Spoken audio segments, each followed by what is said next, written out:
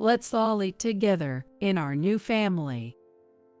The Williams family conspicuously relishes their steaks. But inexplicably, only a familiar cup of noodles sits before me. Across from me, Catherine remains silent, looking down. Amelia leans in asking, Oh, Catherine, what's wrong? Don't worry, eat up. From now on, we're your family instead of your mother.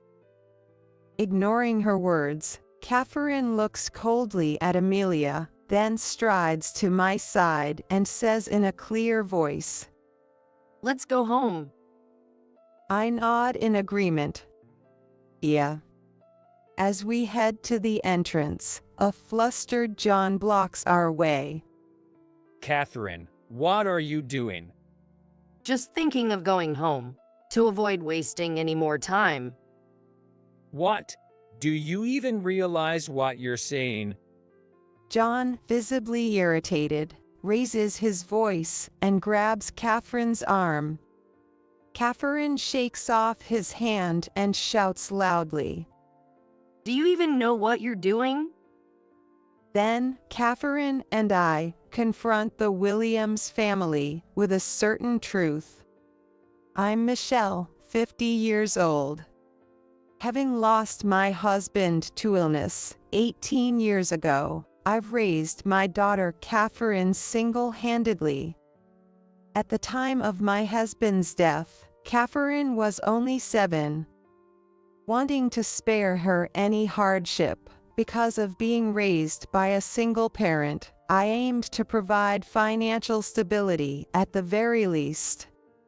It was also to fulfill my husband's dream. Determined, I relied on my parents and after-school programs, working tirelessly. In doing so, I often left Catherine feeling lonely. Why doesn't Mom wait at home for me? Other moms welcome their kids home.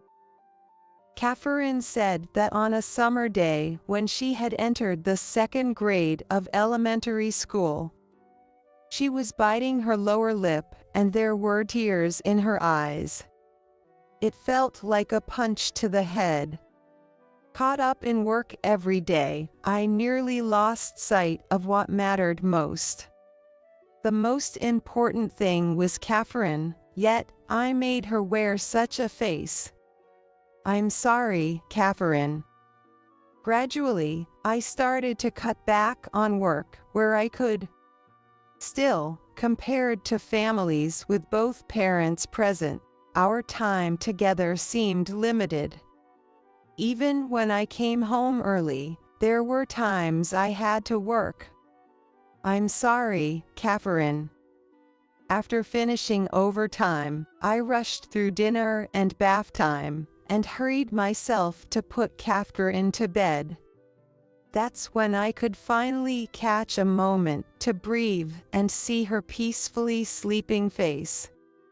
It filled me with indescribable guilt.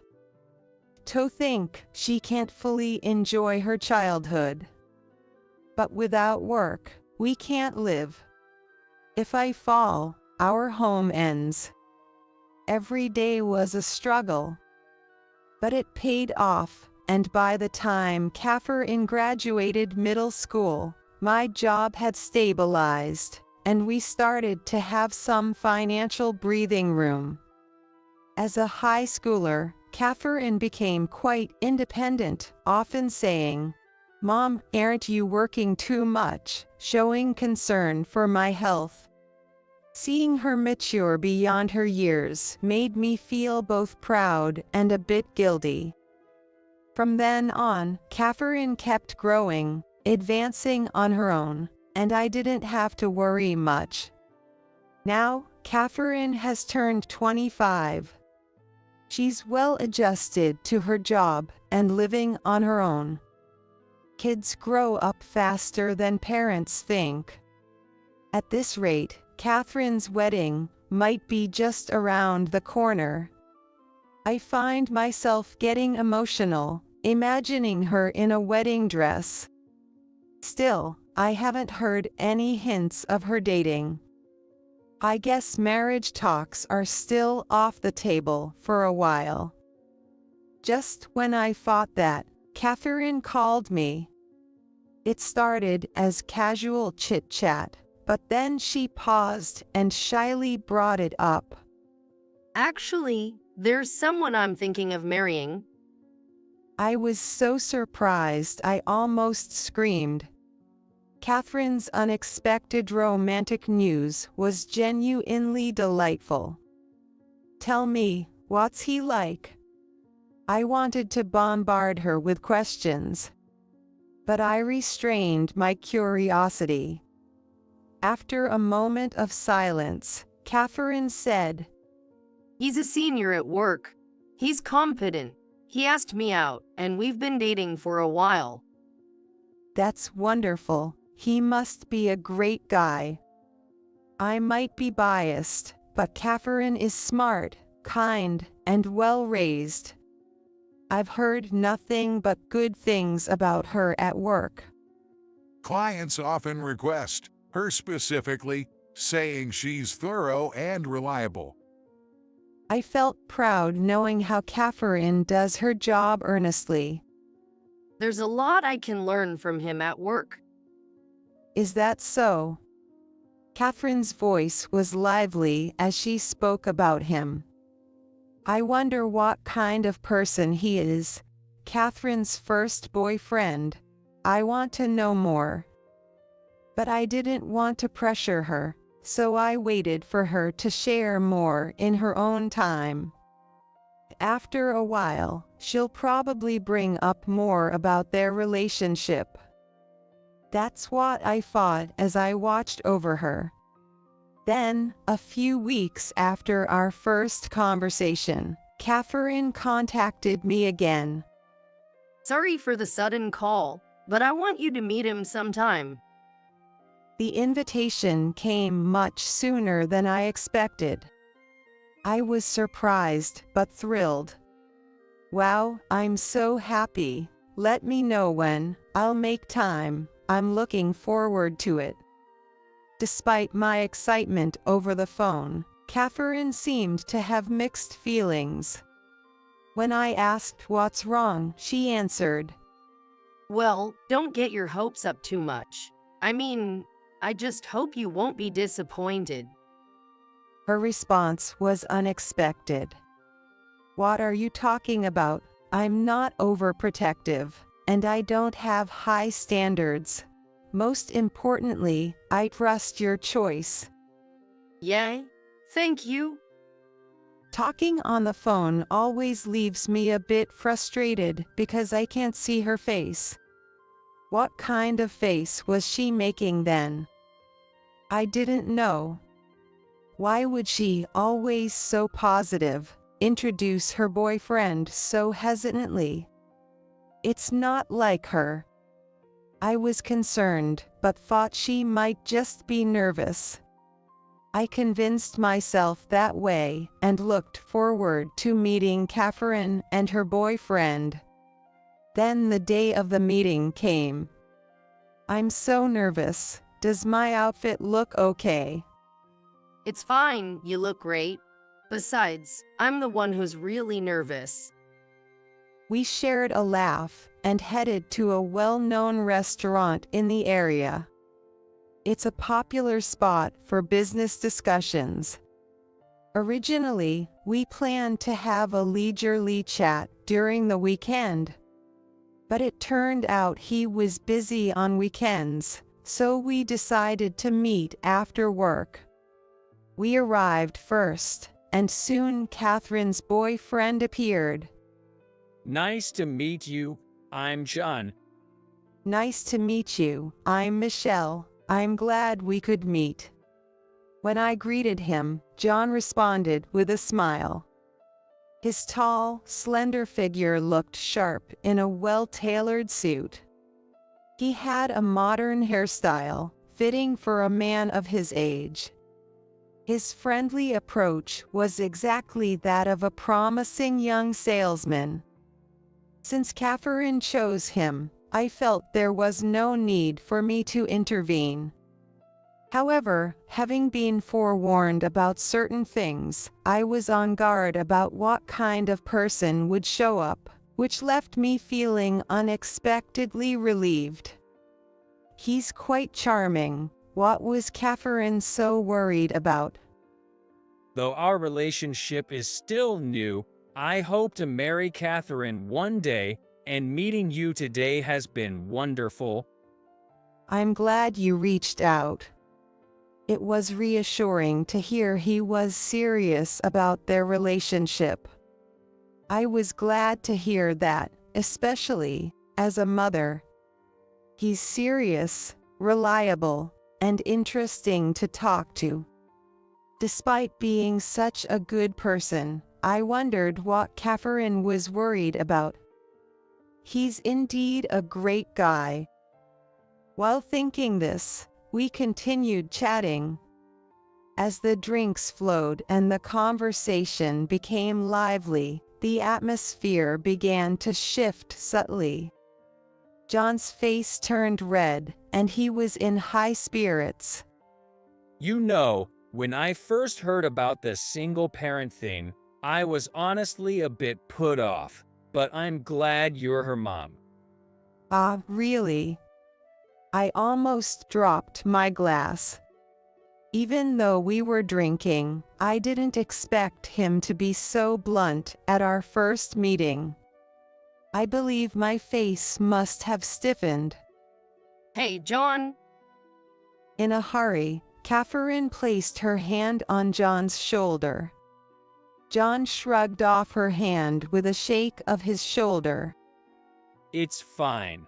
I'm giving a compliment here. Catherine, you're really detail-oriented, aren't you? It's not that she's simply being detail-oriented. I thought to myself. Seeing John like this, Catherine sighed and held her head. John often misspeaks. I'm sorry, Mom. Oh, no, it's okay. Saying it didn't bother me would be a lie. I've faced prejudice against being a single parent more times than I can count. It's something you never get used to. It always hits hard, right in the chest. In the midst of this slightly tense atmosphere, John was the only one seemingly enjoying his drink. That was the moment I first felt a sense of discomfort towards John. At first, I thought he was an impeccable young man. But as the drinks flowed, his words became more and more loose. There were moments that made me want to shake my head in disbelief. Catherine is too good at her job, you know. She has a great reputation at work, but as her boyfriend, it makes me feel somewhat sidelined. John said that while resting his chin on his hand. I was perplexed, but he didn't seem to notice it at all. Maybe he didn't even care. But since Catherine is working hard, I tried to smooth things over with some irritation, but John waved his hands dismissively. You don't get it. Catherine is overdoing it. And you know, women should have some vulnerability, right? It makes them more endearing. Long ago, in your era, wasn't it like that? Him saying as though I'm from the distant past made me feel old. It wasn't wrong, but it certainly didn't feel good. Catherine tried to stop him with a stern look, but John just drained his glass, looking quite pleased. I wonder, times have changed, John. It's different from when we were young. Well, your time was decades ago, right? But still, even today, a woman needs to support her man. By the end of it, I was just bewildered and could only give a wry smile. After returning home, Catherine called to apologize. I'm really sorry, Mom. It's okay, I was happy to meet him. That was the truth. I'm genuinely happy to have met Catherine's partner, but I can't wholeheartedly support him spending his life with Catherine. I find it hard to celebrate. As if sensing my feelings, Catherine added, trying to make excuses for him. John's been having a tough time at work lately. He's usually more mellow. I see, he must be tired. Can't blame him. Sorry. If what we see when he drinks is his true nature, what then? They said they were dating with marriage in mind. But is John really the right one for Catherine? A cloud of doubt spread in my heart, but I couldn't express it to Catherine. I had insufficient grounds for criticism, though it seemed somewhat tactless. I guess all we can do is keep watching. Muttering to myself, I sighed. Let's just see how things go for a while. Yet, just weeks after that meeting, Catherine dropped a bombshell. Actually, John proposed to me yesterday, and he wants me to visit his parents' home with you. What, you mean to get married? I almost blurted out, with John, but carefully chose my words. Catherine, do you want to marry John? If it's what she wants, maybe I should accept it. But as a parent, how could I send off my daughter with this unease? I nearly intervened. As I asked nervously, Catherine spoke in a low voice after a few seconds of silence. Well, there's something I haven't told you, Mom. What? After learning the truth from Catherine, I decided to act immediately. For my dear daughter's sake. There was no time for hesitation. And a few days later, Catherine and I visited John's parents' home. I'm so glad you could come. John greeted us as he walked from the nearest station to his family home. Catherine, John, and I then walked towards his family home. Both my parents are really excited about the marriage. They've been eagerly waiting. My mom has thought of Catherine as her own daughter even before meeting her.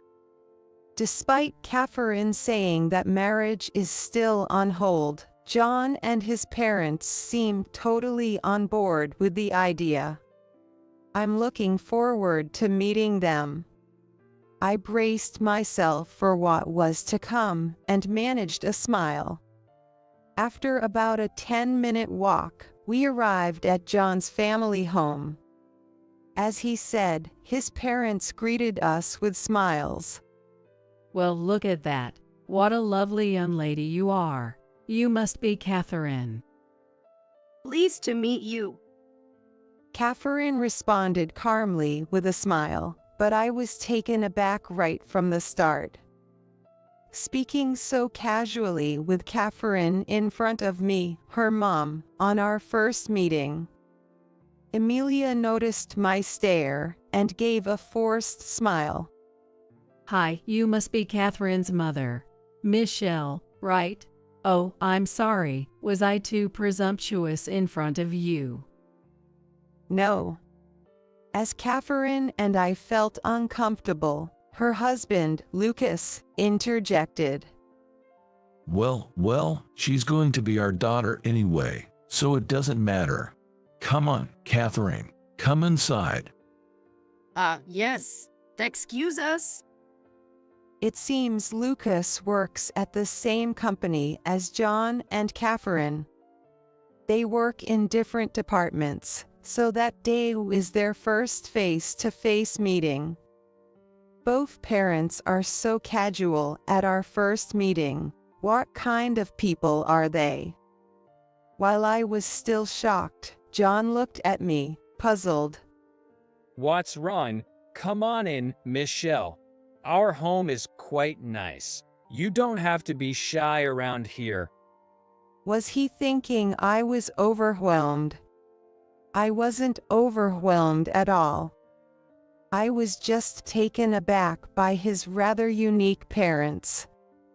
I never expected them to be so casual with their future daughter-in-law upon the first meeting. Sure, we'll come in. Feeling something simmering inside, I entered the house. The home was as grand and beautiful as they proudly claimed. It might feel different from your home at first, but you'll get used to it, Catherine. Amelia glanced at me and put her arm around Catherine's shoulder.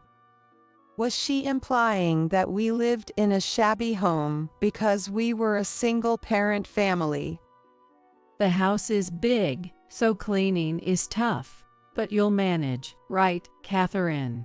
You must have done chores growing up in a single-parent home. That's normal, isn't it? Poor thing. I wanted to interject, but held back. Catherine started to say something, but without giving her a chance to respond, Amelia ushered her into the living room. You must be hungry. Sit down, sit down. On the living room table were luxurious-looking steaks for each seat. We ordered from a famous local shop because of your coming, Catherine. Today is a special day. Indeed, the steaks looked expensive. As we were guided to our seats, Catherine and I immediately noticed something amiss. This is...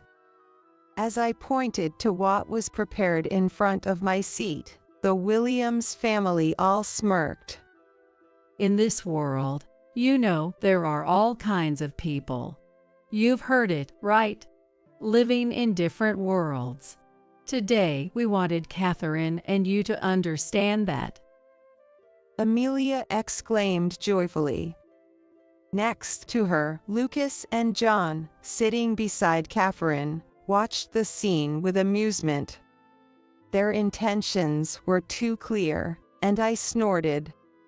I see. So, luxurious steaks for everyone, and cup noodles in front of me. John clapped his hands.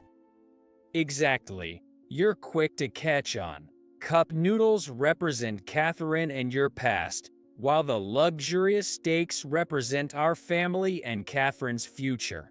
Isn't that clear? Catherine remained silent, her head down. I too kept quiet, glaring at the Williams family. Thinking she had triumphed, Amelia said with excitement, Let's all eat together in our new family. The Williams family ostentatiously devoured their steaks. Noticing my frozen state, she exclaimed, "Oh," with feigned surprise. I've just added hot water to your cup noodles, so please wait about 3 minutes. You're used to it, right? Sorry, but we'll start eating. Come on, Catherine, eat up. With that, Amelia appeared into Catherine's face. At that moment, Catherine slowly stood up. Amelia looked at her with puzzled eyes. Oh, Catherine, what's wrong? Don't worry, eat up. From now on, we'll be your family instead of Michelle.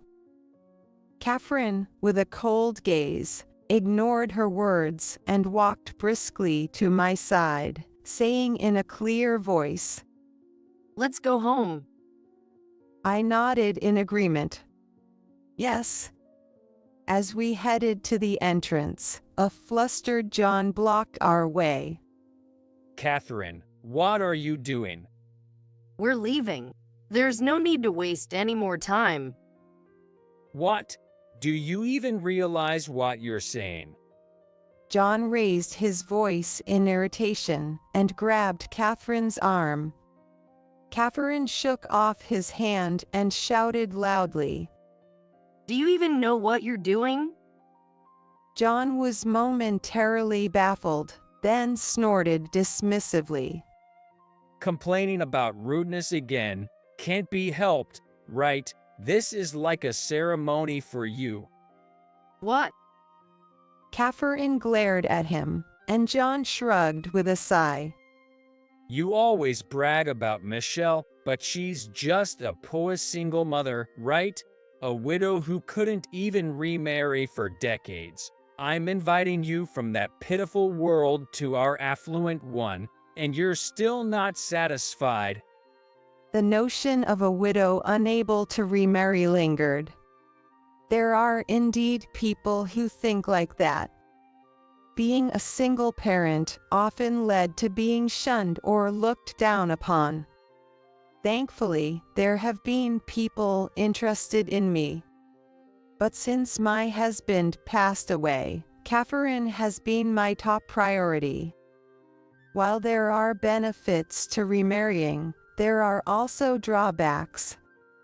After much thought, I decided not to remarry until Catherine got married.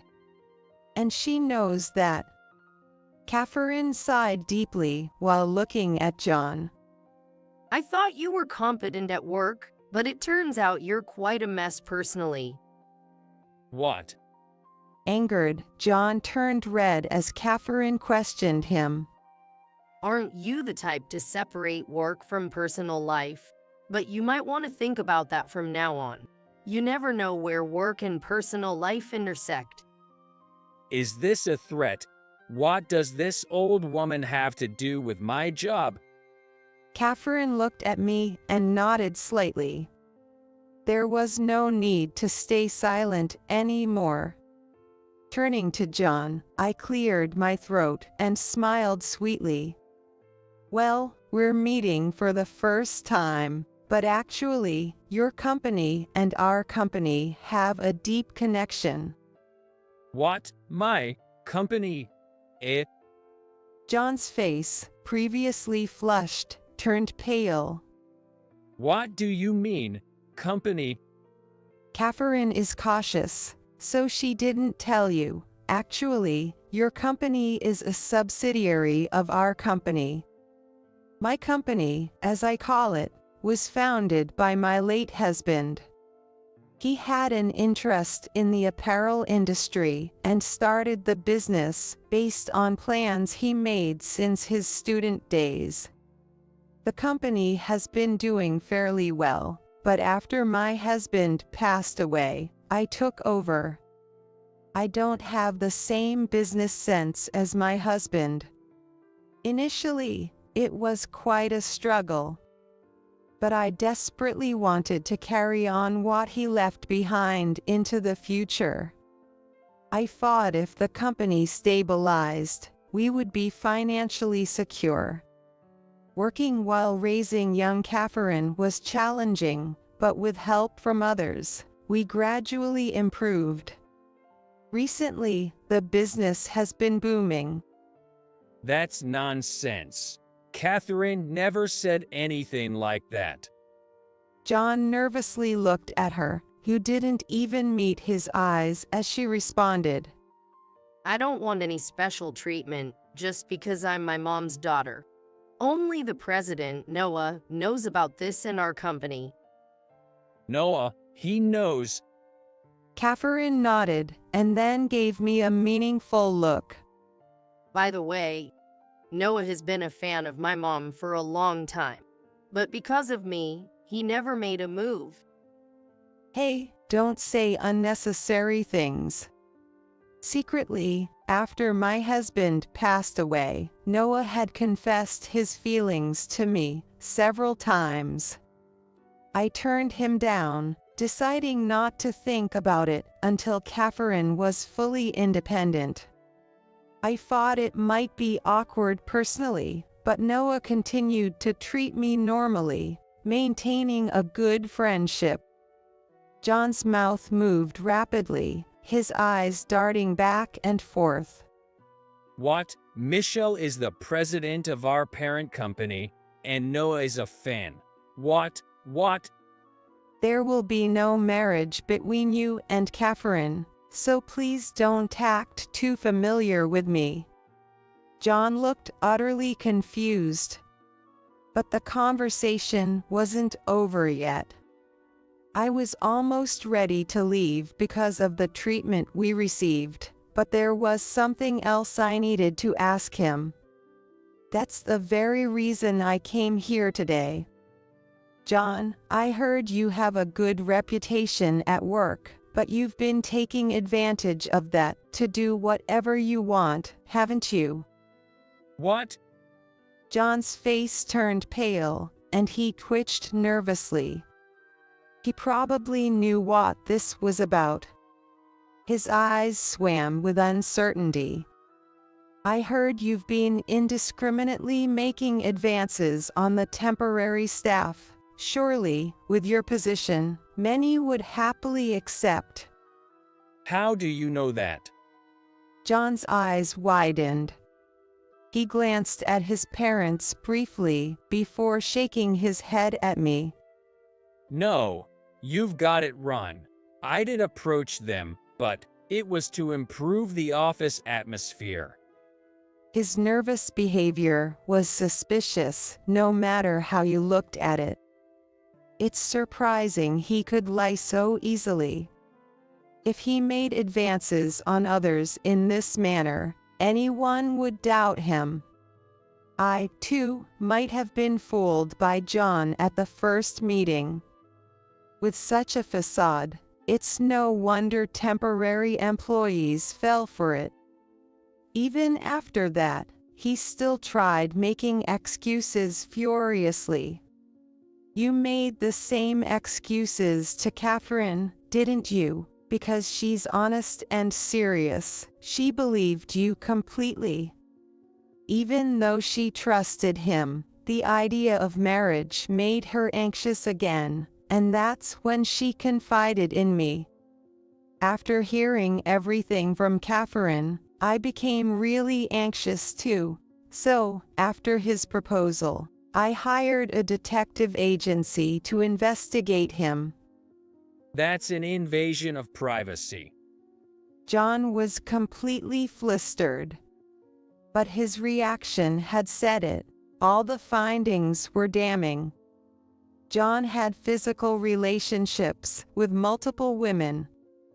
Some were even hinted at contract extensions, despite him having no such authority. Poor things, they were all deceived. John looked down, trembling, but suddenly raised his head and shouted, So what? That alone boosts their motivation for work. I'm not wrong.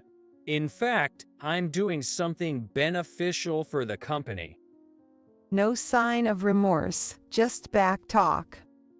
It's appalling how unapologetic he was. How many temporary employees were manipulated by this man?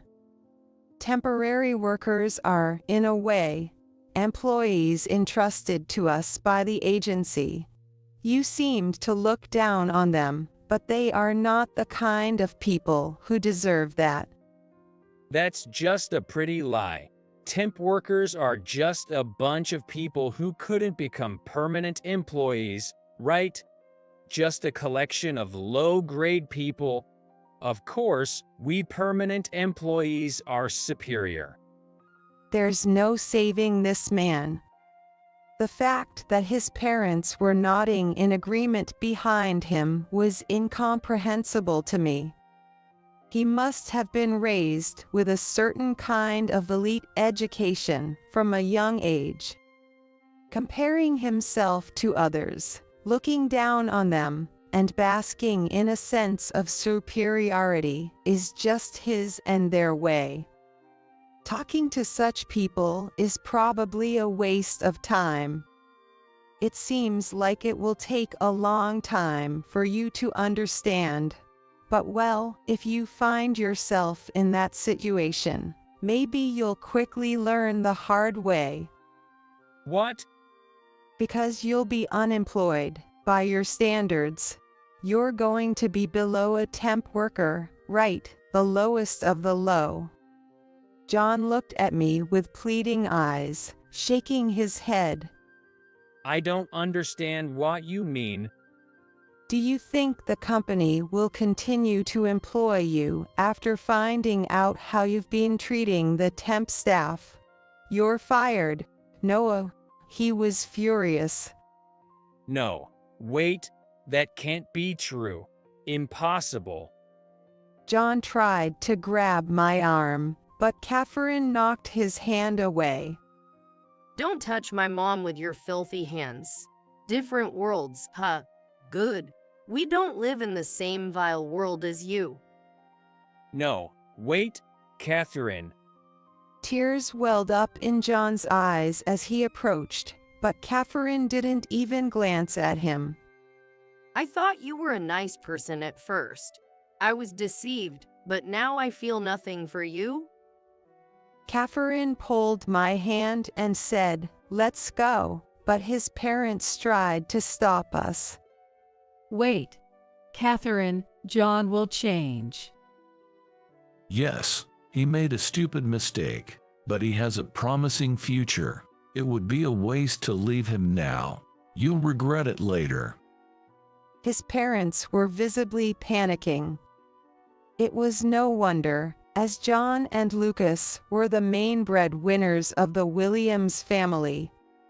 With John's dismissal, their income would plummet. No more steaks for a while. And there was another reason for Lucas's desperation. Standing in front of them, I addressed Lucas. "Did you think it wouldn't be discovered?" What do you mean?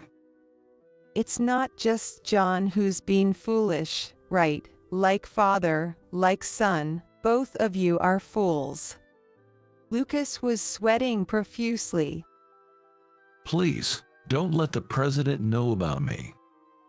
Everything is already known. Good luck with job hunting, both of you. But in this industry, rumors spread fast, so finding a new job might be tough.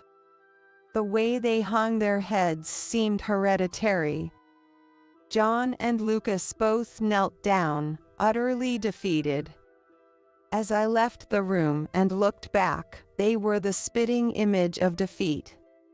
Later, John and Lucas were both fired. It wasn't just the temp worker issue. They were found to have committed various deceptions.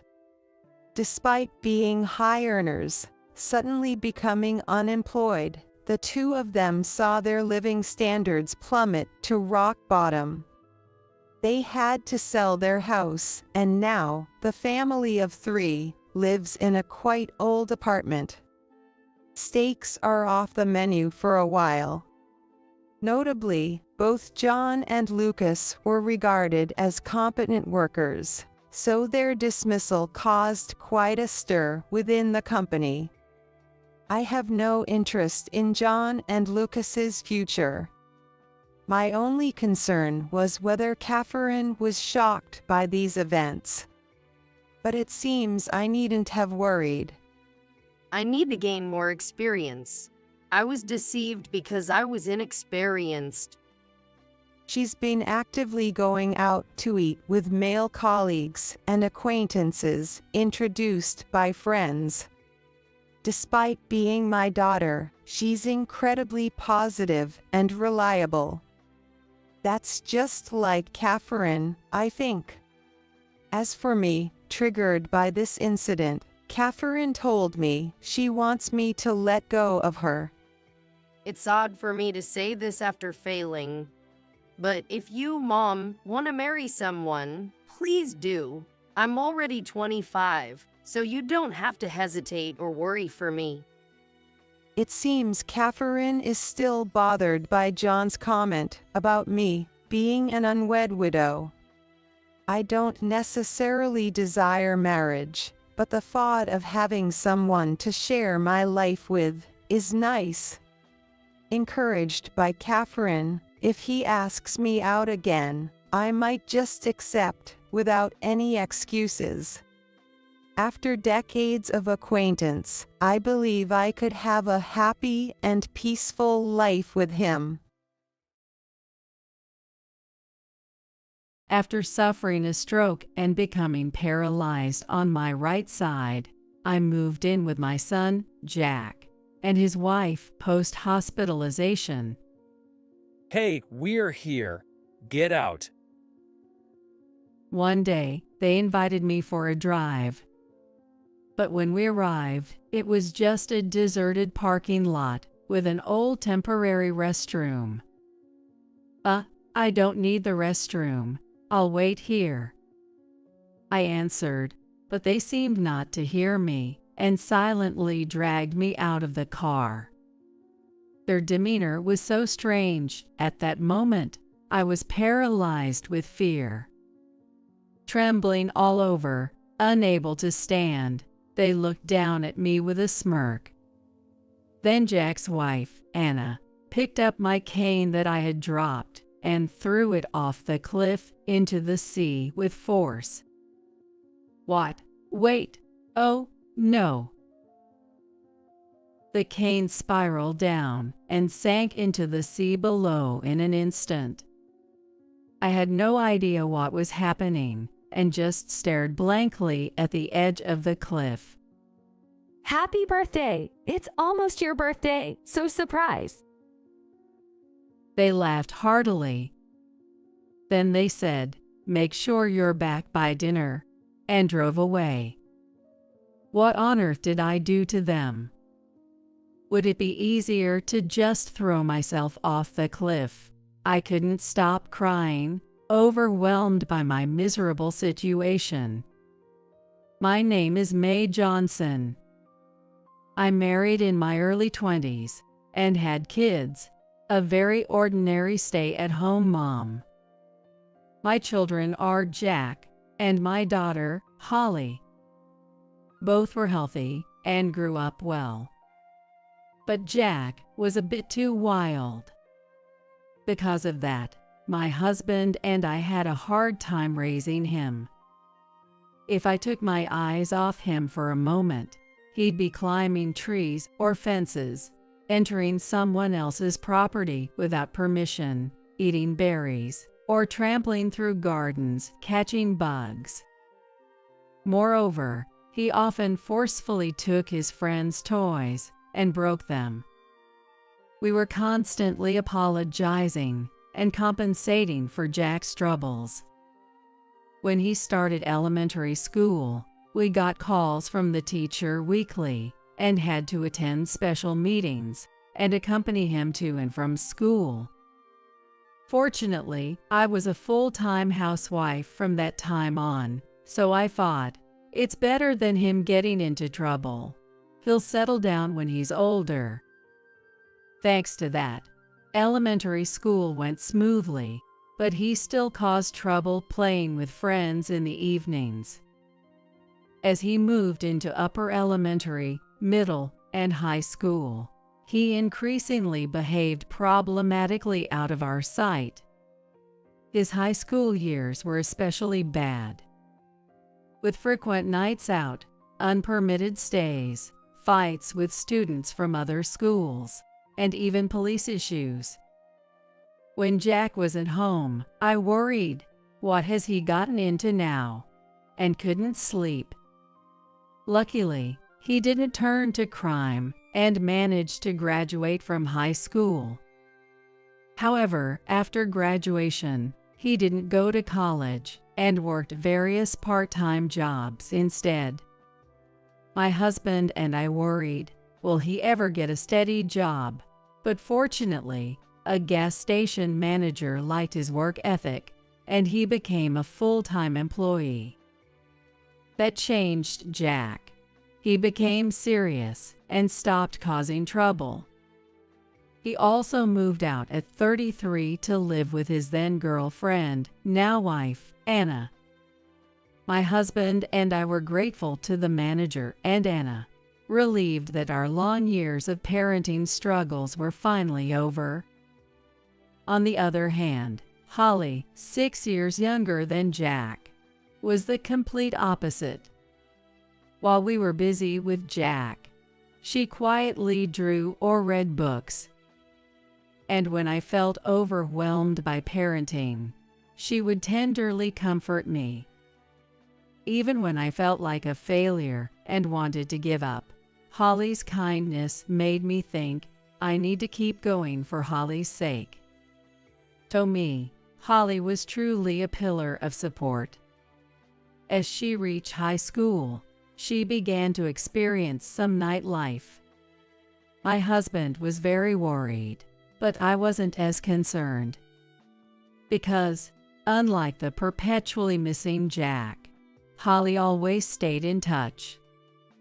Even when she chose to live in a dorm in college, she frequently called and visited home.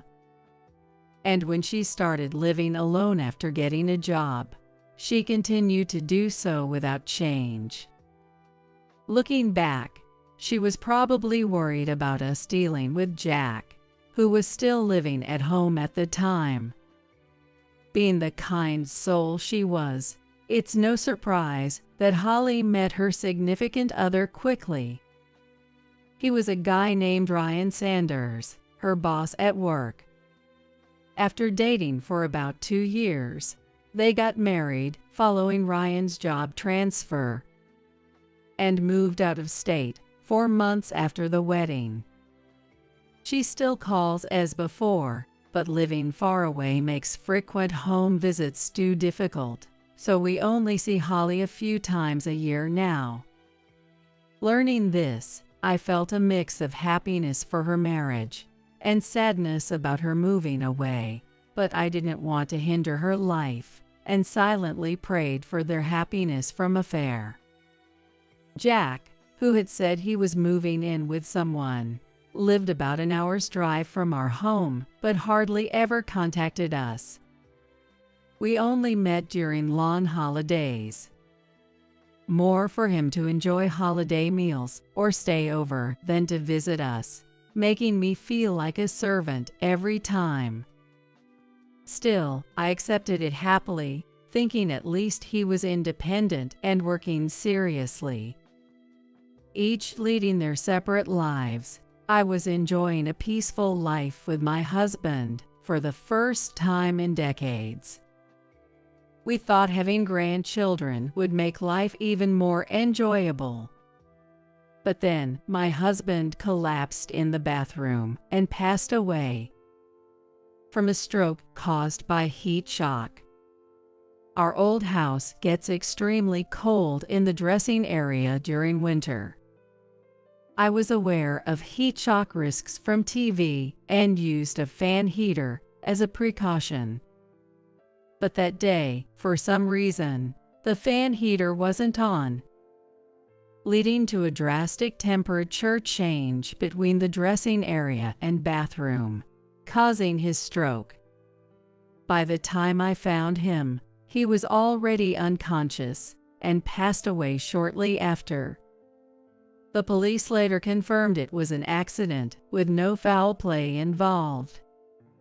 I wondered why the fan heater wasn't on, as it wasn't broken. The police suggested it was probably due to him forgetting to turn it on, which is a common oversight. Though I accepted this explanation, I still wondered, wouldn't I notice the absence of the heater's sound if it was off? But dwelling on it wouldn't change anything. So I decided to organize my husband's belongings to cope. I thought it would be straightforward, but the task often brought back images of my husband's fall, filling me with guilt for not noticing the fan heater, and left me in tears. I couldn't make any progress as a result. I was likely depressed at that time. Again, Holly supported me during that period, taking time off work to visit me repeatedly. Hey, Mom, you don't have to rush sorting through everything. We have plenty of time. Oh, look at this photo. It brings back memories. She would say that, comforting me with her presence and smiles.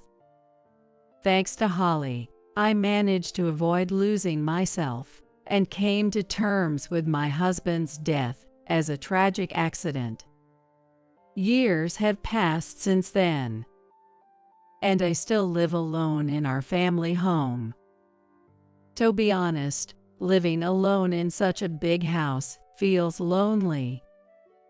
But I've decided to keep these feelings to myself, considering my age. Then one day, I suffered a stroke, caused by heat shock again.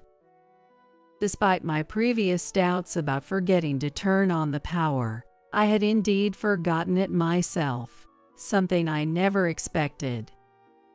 Fortunately, the season was different this time, so my life wasn't in danger. However, being alone meant it took a long time before I could call an ambulance.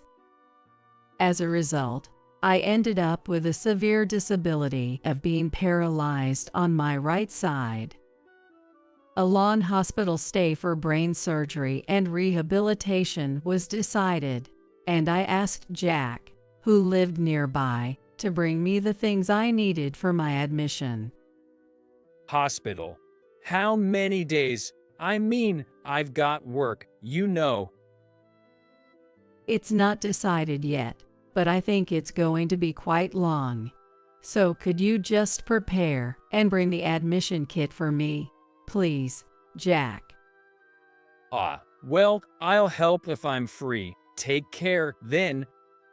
He said that, hanging up the phone abruptly. I sighed deeply, still holding the receiver. If I'm free, is Jack's usual way of declining. When he says that, it's almost certain he won't do anything. Still, I kept calling him repeatedly.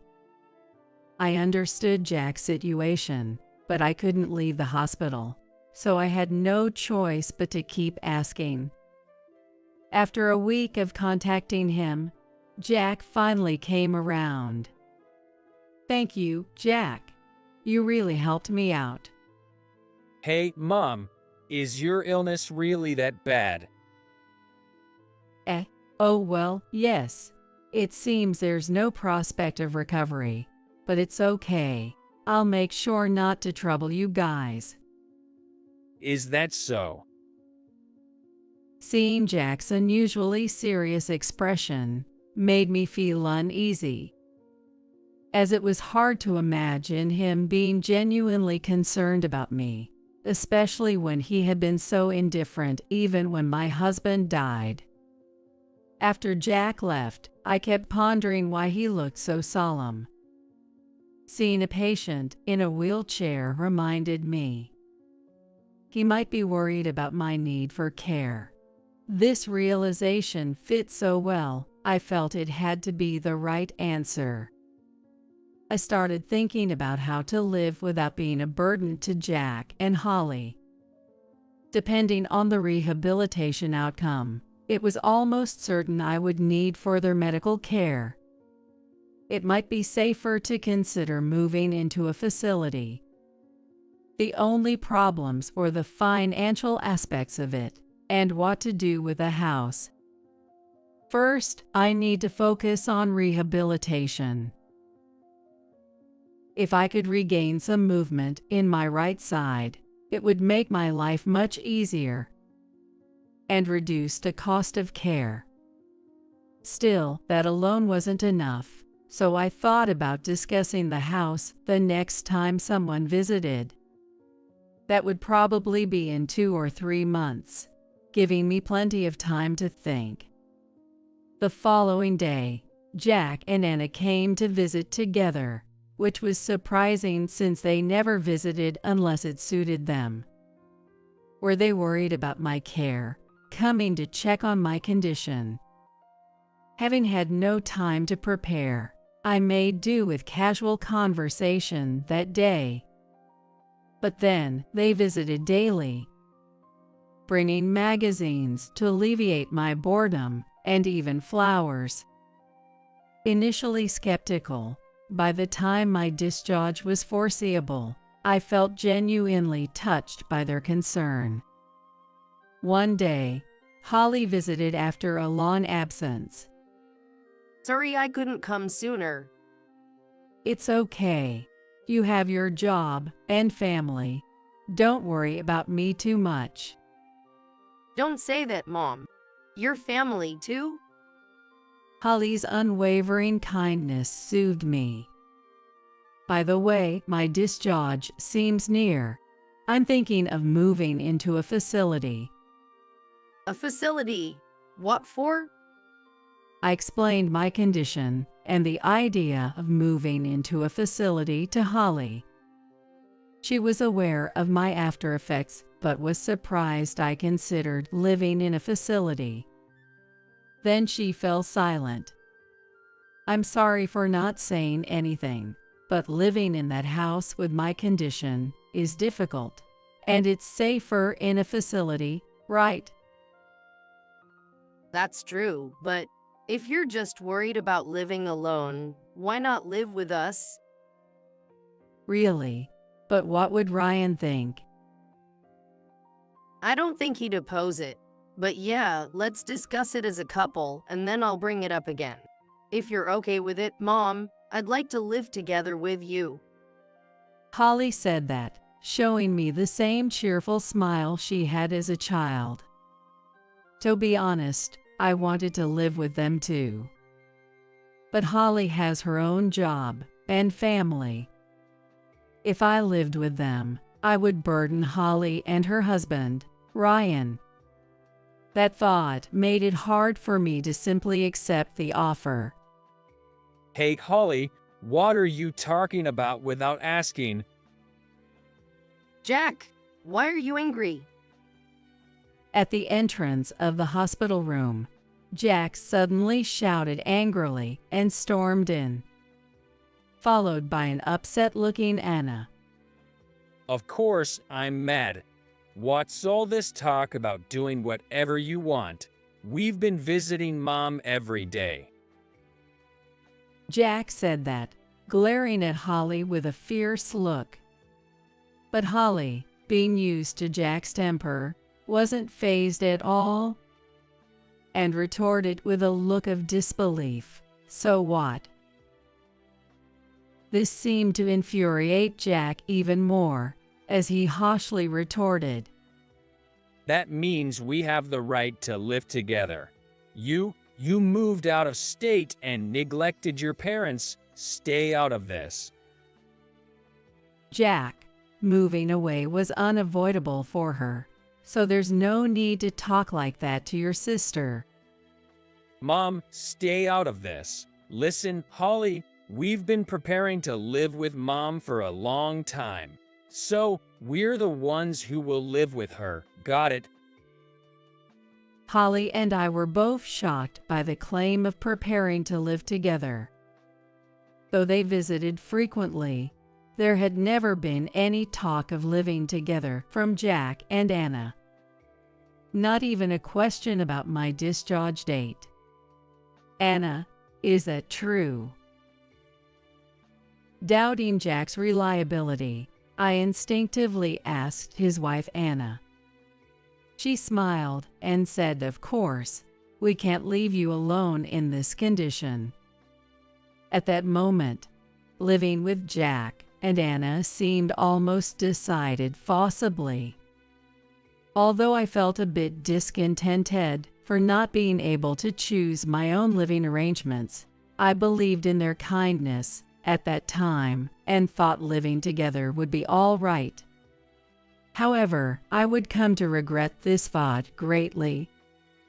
When I first visited Jack and Anna's house after discharge, I couldn't believe my eyes. Their home, provided by Anna's relative for free, was nearly as old as mine, with many uneven floors and narrow corridors and entrances that made walking difficult. There were clutters scattered everywhere, making it easy to trip, with no handrails and a cramped restroom. The only exception was the bathroom, which was a walk-in unit with no steps, and a warm dressing area due to recent renovations. At least the bathroom is safe.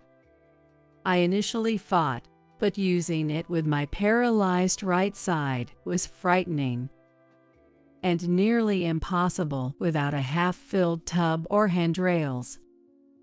In the end, I was resigned to taking showers only, regardless of the season.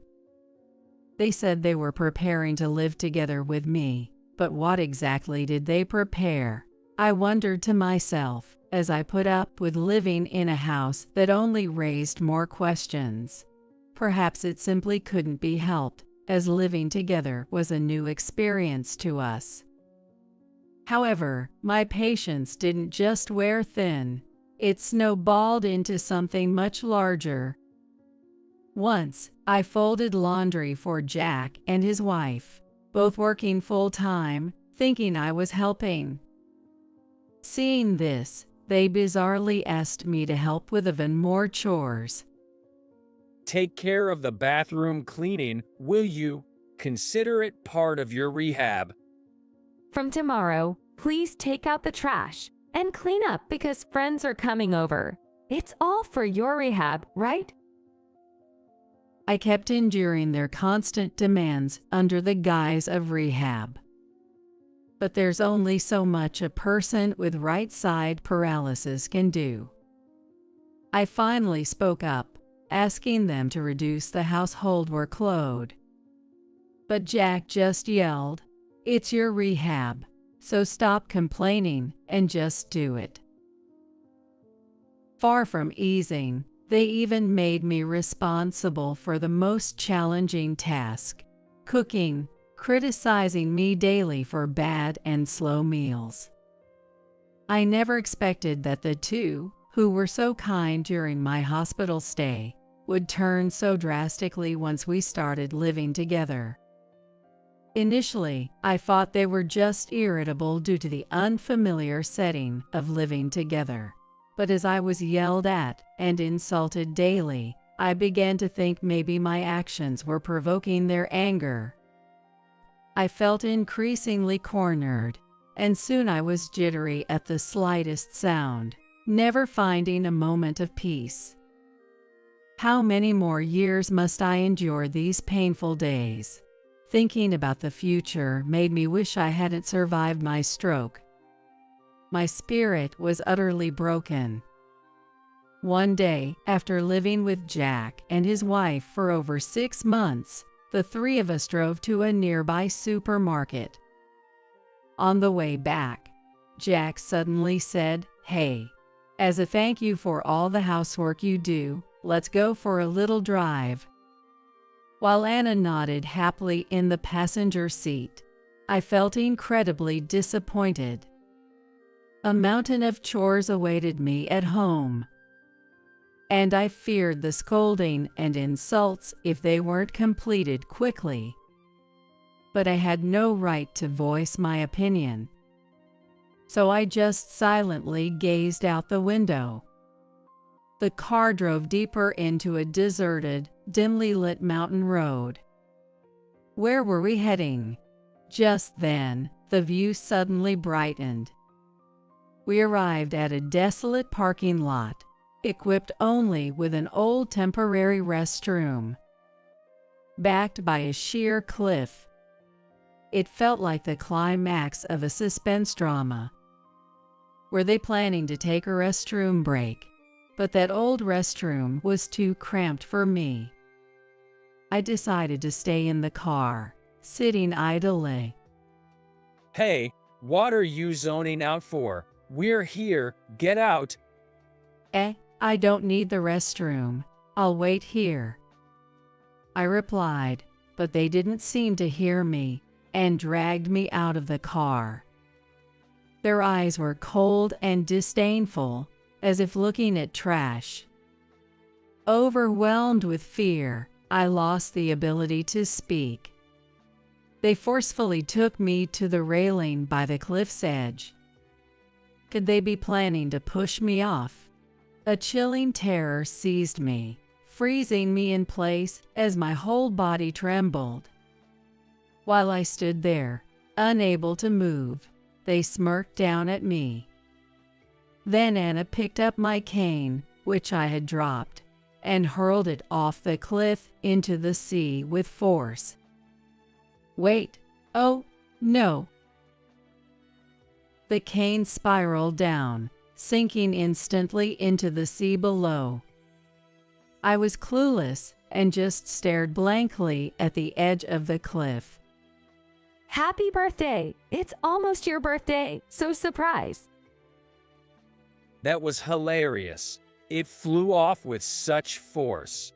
You were just like yourself back in your track and field days. That's irrelevant, don't you think? Anyway, we're heading back first. Oh, make sure you're back for dinner.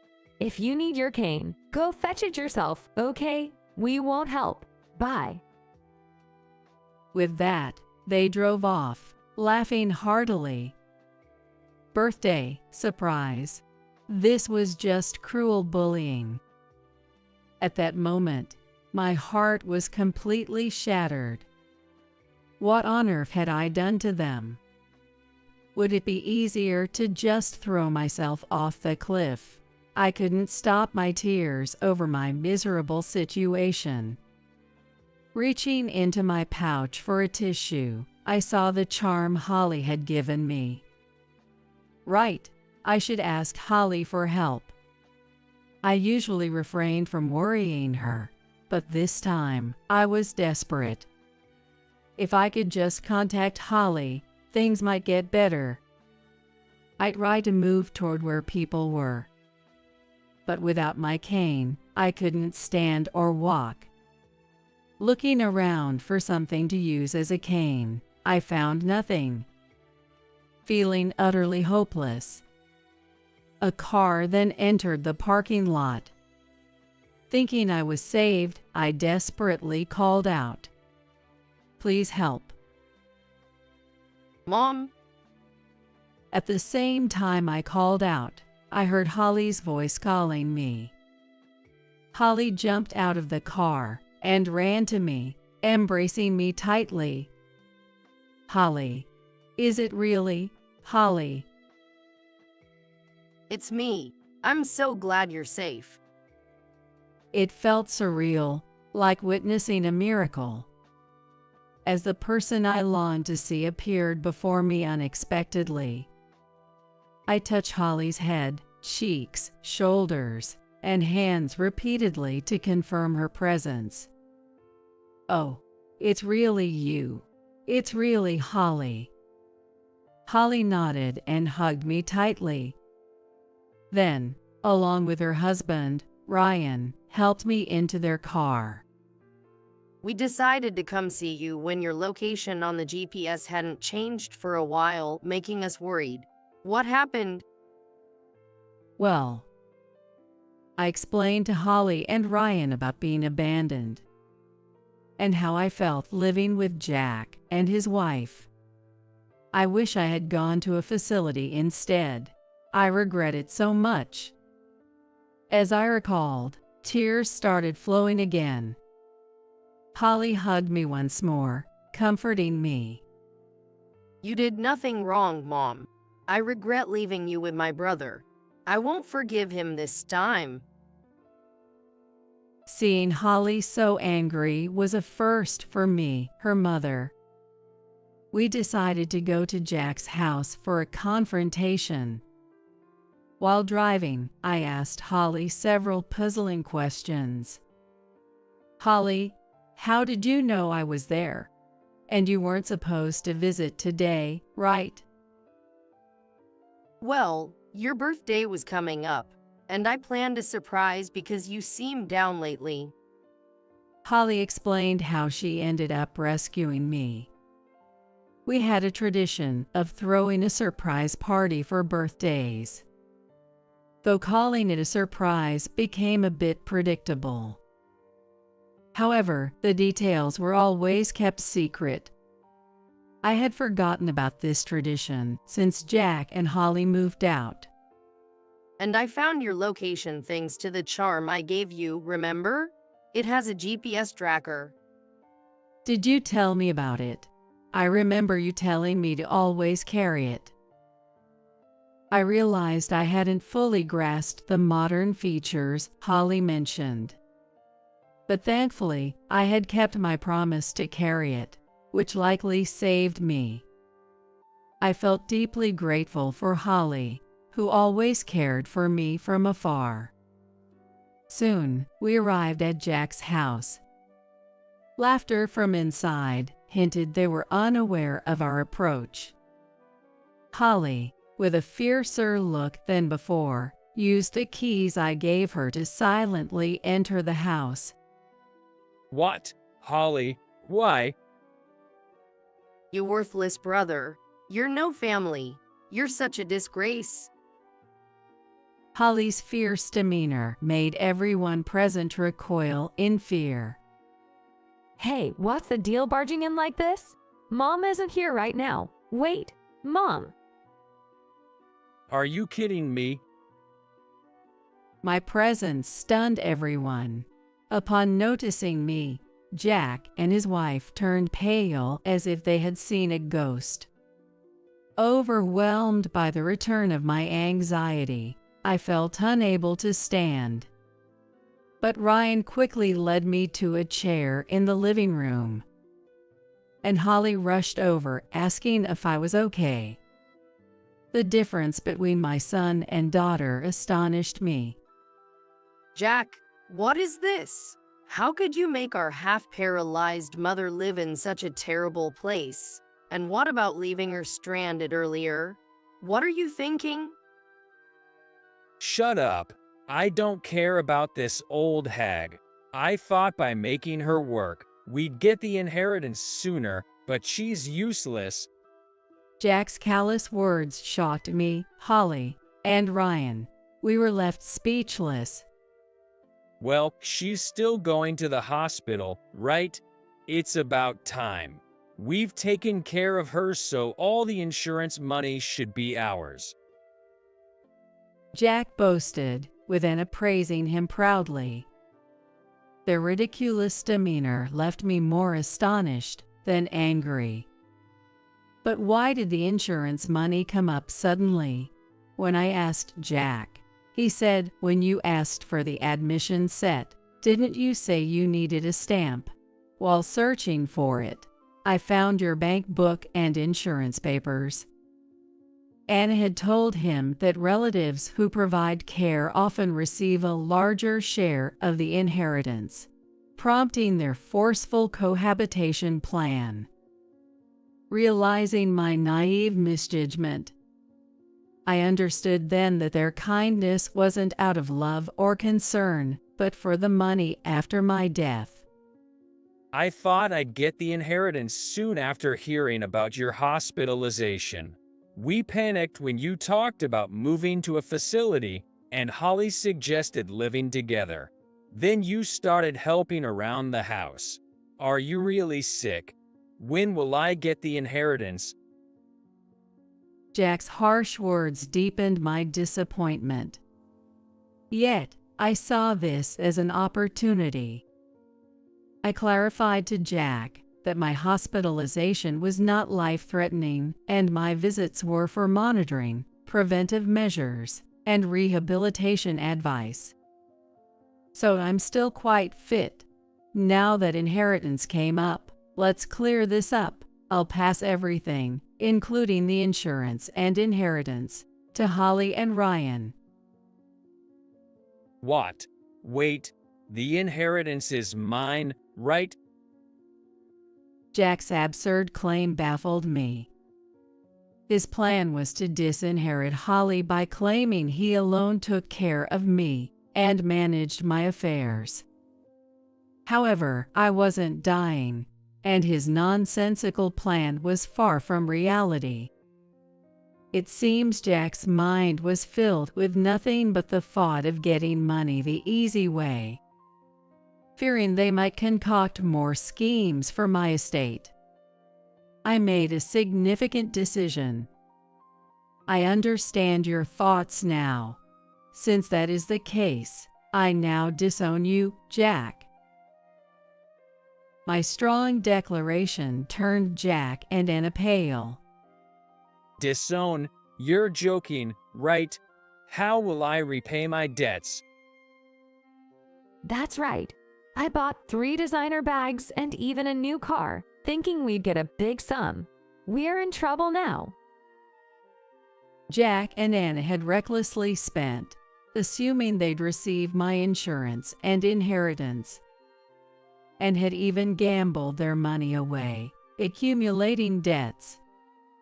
Even if we lost big, we thought we could cover it with the inheritance. Mom, lend us some money, at least $10,000 for now. Dismissing Jack's ludicrous request, I decided to return to my beloved home, packing only essentials. Back home, I opted for in-home care services that provide bath and household support, allowing me to have some peace despite the cost. Despite my declaration of having disowned him, Jack and Anna persistently begged for money, choosing times when care services were absent to make loud, threatening visits. Their appalling behavior led to frequent police reports. Eventually, they barged in, attempting to steal my bank book, leading to their arrest for attempted burglary. The fear of their return lingered, preventing a truly peaceful life. One day, Holly and Ryan urgently visited, cautiously checking the surroundings and locks. Holly, why are you looking around so anxiously? 2 days ago, a friend saw Jack being chased by some menacing individuals near the station. Concerned for my safety, Holly rushed over, proposing to live together again. Ryan agrees too. We can't leave you alone anymore. Please, come with us, Mom. Holly, despite my condition, please take care of me, I said to her sincerely from the bottom of my heart. Holly's joyful tears warmed everyone present. After selling my old house, I moved to Holly and Ryan's accessible new home, surprised by the barrier-free design. My room is placed next to the entrance, and it is equipped with a special bed, private bathroom, and handrails everywhere. Even if you end up using a wheelchair, it'll be easy to move around. The private bathroom allows you to use it comfortably. All these were Ryan's ideas. Holly smiled happily, and Ryan grinned sheepishly beside her. Once again, I felt truly fortunate to be living with this couple. Currently, Holly is expecting a new addition to their family, as she plans to become a full-time homemaker after giving birth. She's also studying to be more prepared for caregiving if needed. While I can still move, I want to do my best for my family. So I'm actively helping with Holly's household chores. Life has been tough since my husband passed away, but I finally found a place of peace. I'm committed to my rehabilitation through household tasks, hoping this happiness lasts. I am determined to maintain my current condition as long as possible, especially for the grandchild, who will be arriving soon. Alex. I recognized my grandson, Alex, standing at the crosswalk despite the slashing rain, standing out because he wasn't using an umbrella. I leaned over from the passenger seat, flung the door open, and called out loudly as if scolding him. Alex, get in the car now. Grandma. Grandma. Once Alex saw my face, he smiled faintly and climbed into the passenger seat with heavy steps, then immediately leaned against me and became motionless. I shook his shoulder and slapped his cheek repeatedly, calling out, "Alex, Alex," but he kept his eyes closed, breathing roughly, and wouldn't respond.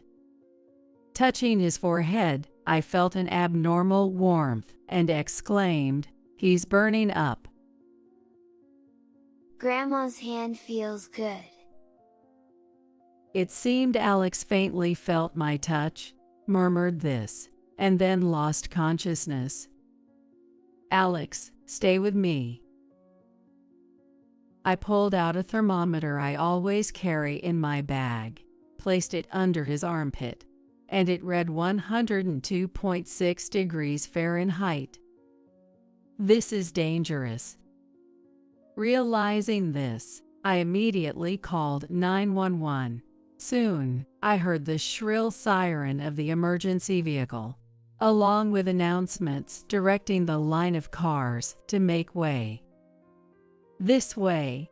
Please hurry." Unable to stay put, I ran out into the pouring rain and signaled to the ambulance. My name is Catherine K., 56 years old. Having lost my husband 2 years ago, I now work at a diner called Relax Place, just a 10-minute drive from my home, to alleviate my loneliness. I have been like family with the owner and his wife for a long time, and my husband and son, Mike, used to often eat there on weekends. Since my husband died and Mike became independent, those times have become distant memories. However, now the moments I spend quietly watching my grandson Alex eat are my greatest joy. Mike's wife, Jenny, found out she had cancer 3 years ago and passed away despite treatment. Since then, I've occasionally taken care of Alex so he wouldn't feel lonely, as if I were standing in for Jenny. Perhaps I am being healed of the loneliness of losing my husband by Alex. A year ago, Mike told me about a woman he was considering remarrying. "You can't keep feeling down. For Jenny's sake, and for Alex's, you have to move forward," I always firmly told him, and I was relieved to hear this news. Her name is Sarah, a colleague from his company. She's 8 years younger than him. Mike often recalled her with a carefree smile, saying she was always ready to help him. I wondered how he would work with such a smitten expression, but saw a spark of life in his eyes for the first time in a long while. So even though I didn't say it out loud, I was cheering him on in my heart. "You can do it." Sarah promised to quit her job and become a full-time housewife to take care of Alex after getting married. "I can trust you with Mike and Alex. I'm looking forward to our future together." I had a good impression of her at that time. When I visited their apartment, Welcome, Catherine. I'll make some tea right away. Well, let me bake some cake too. I'm really good at that. Sarah greeted me with sparkling eyes and an overly enthusiastic manner. "Oh, thank you." Then how about a shoulder massage? You must be tired from the drive. I was taken aback, but she seemed restless, unable to sit still. I'm actually good at massages, you know. My parents back home always rave about them. While she showed care for me, I felt a bit of discomfort at her eagerness to showcase her charm. From the moment I entered the room, her readiness to respond to every little action seemed overly deliberate to me, and I couldn't help but find it artificial. Furthermore, Sarah kept lamenting that she had run out of tea snacks. If I had known you were coming today, I would have lined up in the morning to buy that popular pudding. What a shame. I'm such a thoughtless DIL. I apologize. Sarah apologized so deeply that I felt embarrassed. Interacting with her, everything seemed calculated, but I hesitated to voice it. And after all, it's not my place to interfere in my son's marriage. Perhaps Sarah is just struggling to find the right distance with her new family. I convinced myself that over time, the emotional barriers between us would disappear. One day, a year after their marriage, Mike brought good news. Sarah is pregnant. His excited voice made me tear up. Is that so? Congratulations. That was all I could say with a trembling voice. You seem very happy today. Something good happened. My smile was so constant that even the owner of Relax Place teased me. A regular customer said my smile made them feel like working hard in the afternoon. I played it off by joking, "You won't get any extra treats for saying that," which livened up the diner. After work, I brought Sarah a bath salt and fruit basket, set as a pregnancy gift, hoping it would provide her some mental comfort. As this would be my second grandchild, I was thrilled at the thought of Alex having a sibling to grow up with. After parking in the visitor spot, I glanced at the park across the street and saw Alex sitting on a bench, looking down. "What are you doing here all alone?" When I called out, Alex looked up and smiled sadly. "It's not fun alone, right? I was about to go to your house. Want to join? There's plenty of fruit. Eat whatever you like." But he just shook his head, neither standing up from the bench or speaking, quickly dropping his gaze to the ground. I tried to take him to the apartment, but he resisted with unexpected strength. I want to stay here, he said, refusing to move, as if his feet were glued to the ground. There must be something. I sensed it, but felt reluctant to force Alex to come back against his will. "Wait here." I handed him an orange and went to the apartment alone. Exiting the elevator on my son's floor, I heard the laughter of a young man and woman. Am I intruding? I proceeded down the hallway with my head down, but the laughter was coming from my son's apartment. "What's going on, Sarah?" I thought there was a young couple chatting nearby. I saw Sarah and a delivery man in uniform at the door. They suddenly fell silent, and the delivery man left without a word. Isn't it odd for a delivery man not to speak to the resident after delivering? I asked, puzzled by the delivery man's behavior. Sarah then glared at me with an intensity I'd never seen before, but she quickly snapped out of it. "Oh, Catherine, are you here?" she said, trying to recover her composure. Then Alex came back from the park, walking slowly. Hi, did that guy leave already?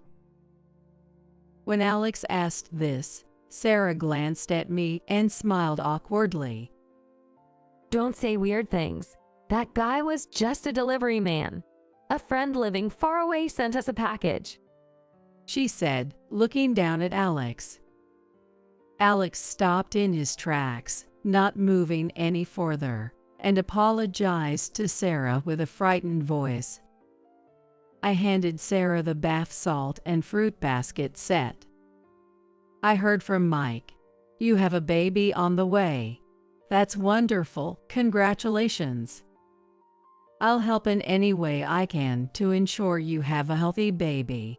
Just let me know what you need." While saying this, I looked around the room, but I couldn't see the package that was supposed to have been delivered.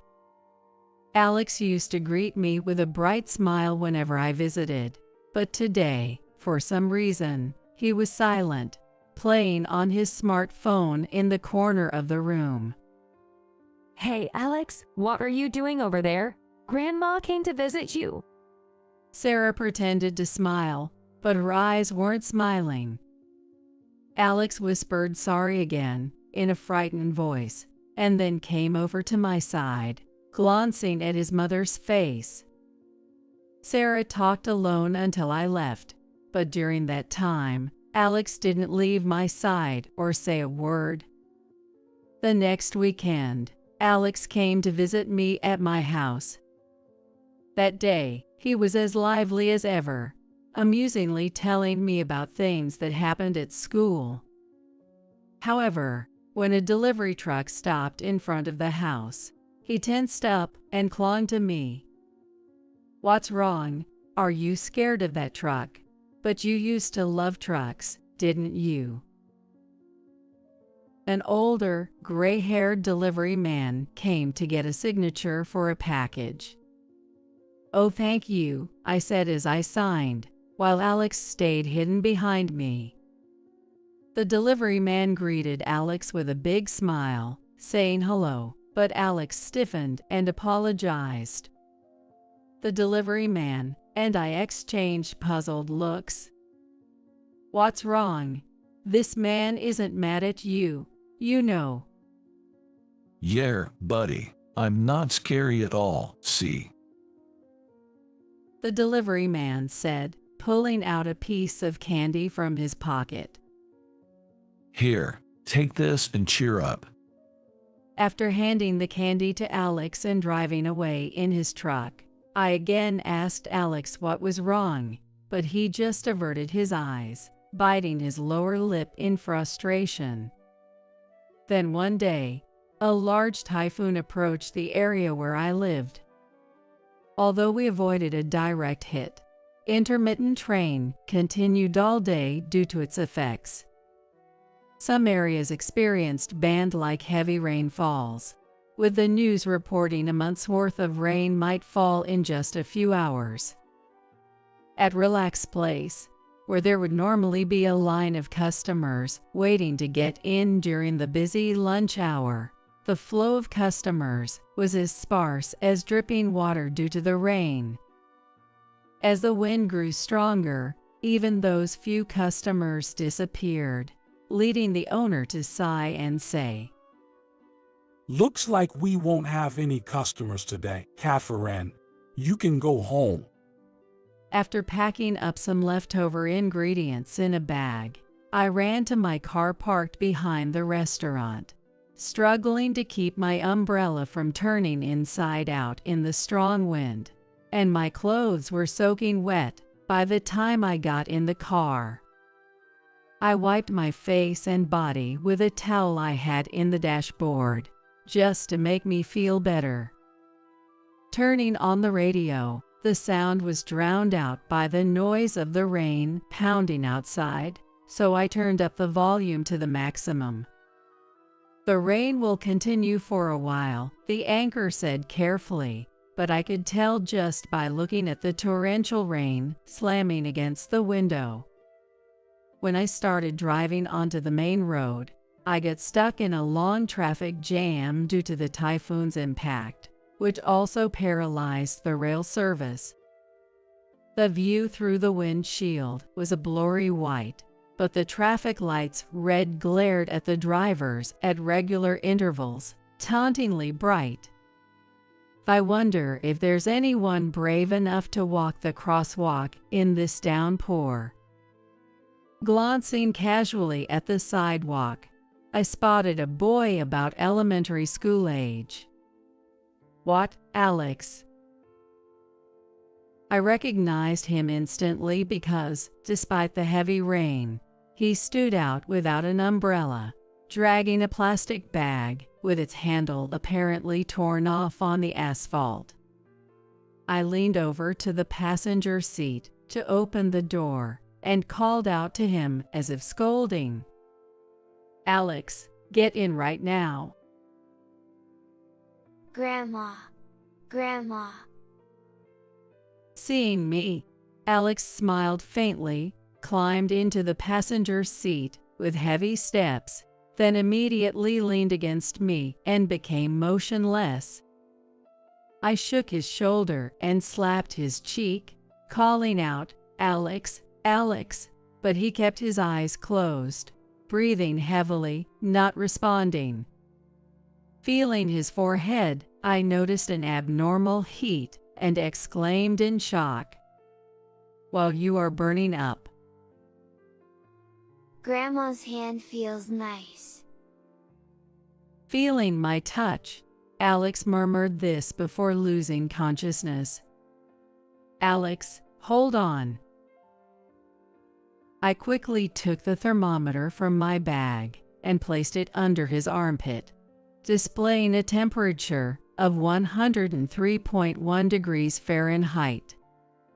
I rushed to send a message to Sarah via text, but no matter how long I waited, there was no reply, not even a read receipt. What is she doing at a time like this? Anger toward Sarah welled up, but I realized I needed to focus on saving Alex's life and immediately called 911. The plastic bag Alex clung to was stuffed with lots of snacks and fruits like apples, pears, and bananas, but I had no time to question it then.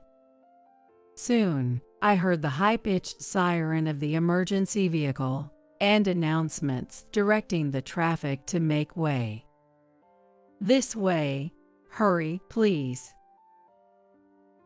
I couldn't stand still and ran out into the pouring rain to signal to the ambulance driver. Upon reaching the hospital, everything was set for immediate reception, and Alex was quickly attended to by a doctor. "It's a cold, with symptoms of pneumonia.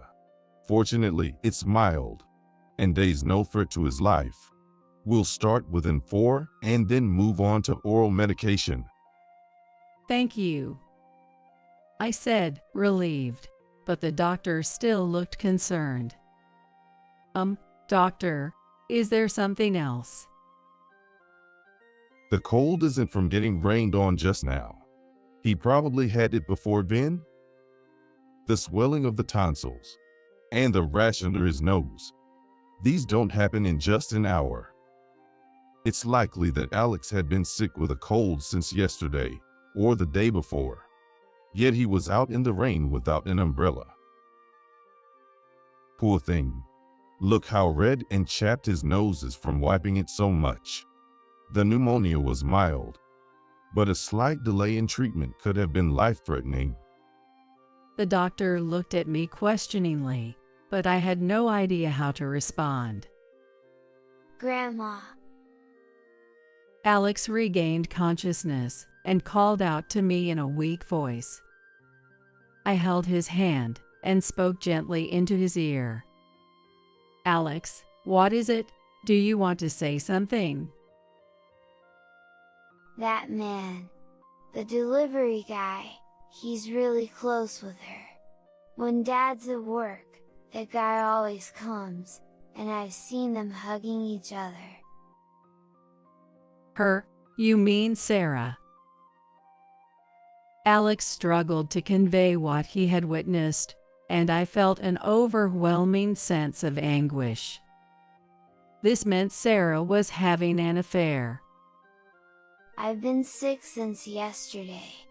But today, that guy came again and told me to leave right now. I said no because I didn't want to go out in the rain. Then, the guy packed up various things into a plastic bag, telling me you are in the way, go play delivery boy, and sent me out. The plastic bag, the one you had, filled with snacks and fruit, was it heavy? Did that delivery man make you carry it? Alex nodded clearly. The guy said, take it to Grandma's place, with a laugh. The doctor and I exchanged looks. This is serious. As a doctor, I cannot overlook this situation. I can't forgive her either. We must do something about that woman. The surge of anger and sorrow within me felt ready to explode. By the time I was heading home, the rain had stopped, and the sunlight shone brightly on the moist asphalt. Jenny, I'm so sorry for this. I promise to protect your precious Alex. I talked to the photo of Jenny smiling happily while holding newborn Alex.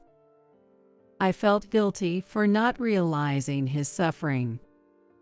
Not only was I angry at Sarah and her lover, but I also felt the weight of my own inadequacy. When Mike said he wanted to remarry, I was overjoyed, thinking it meant he could move past his sorrow and start new.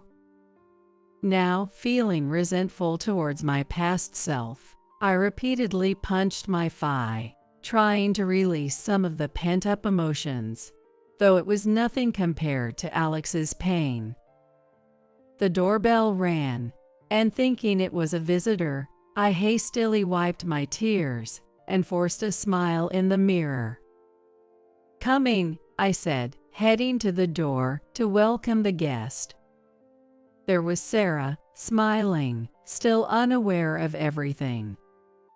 I'm so sorry, Catherine, for making you look after Alex. She was still playing the part of a considerate mother. Alex, Mommy is here to pick you up. Come out.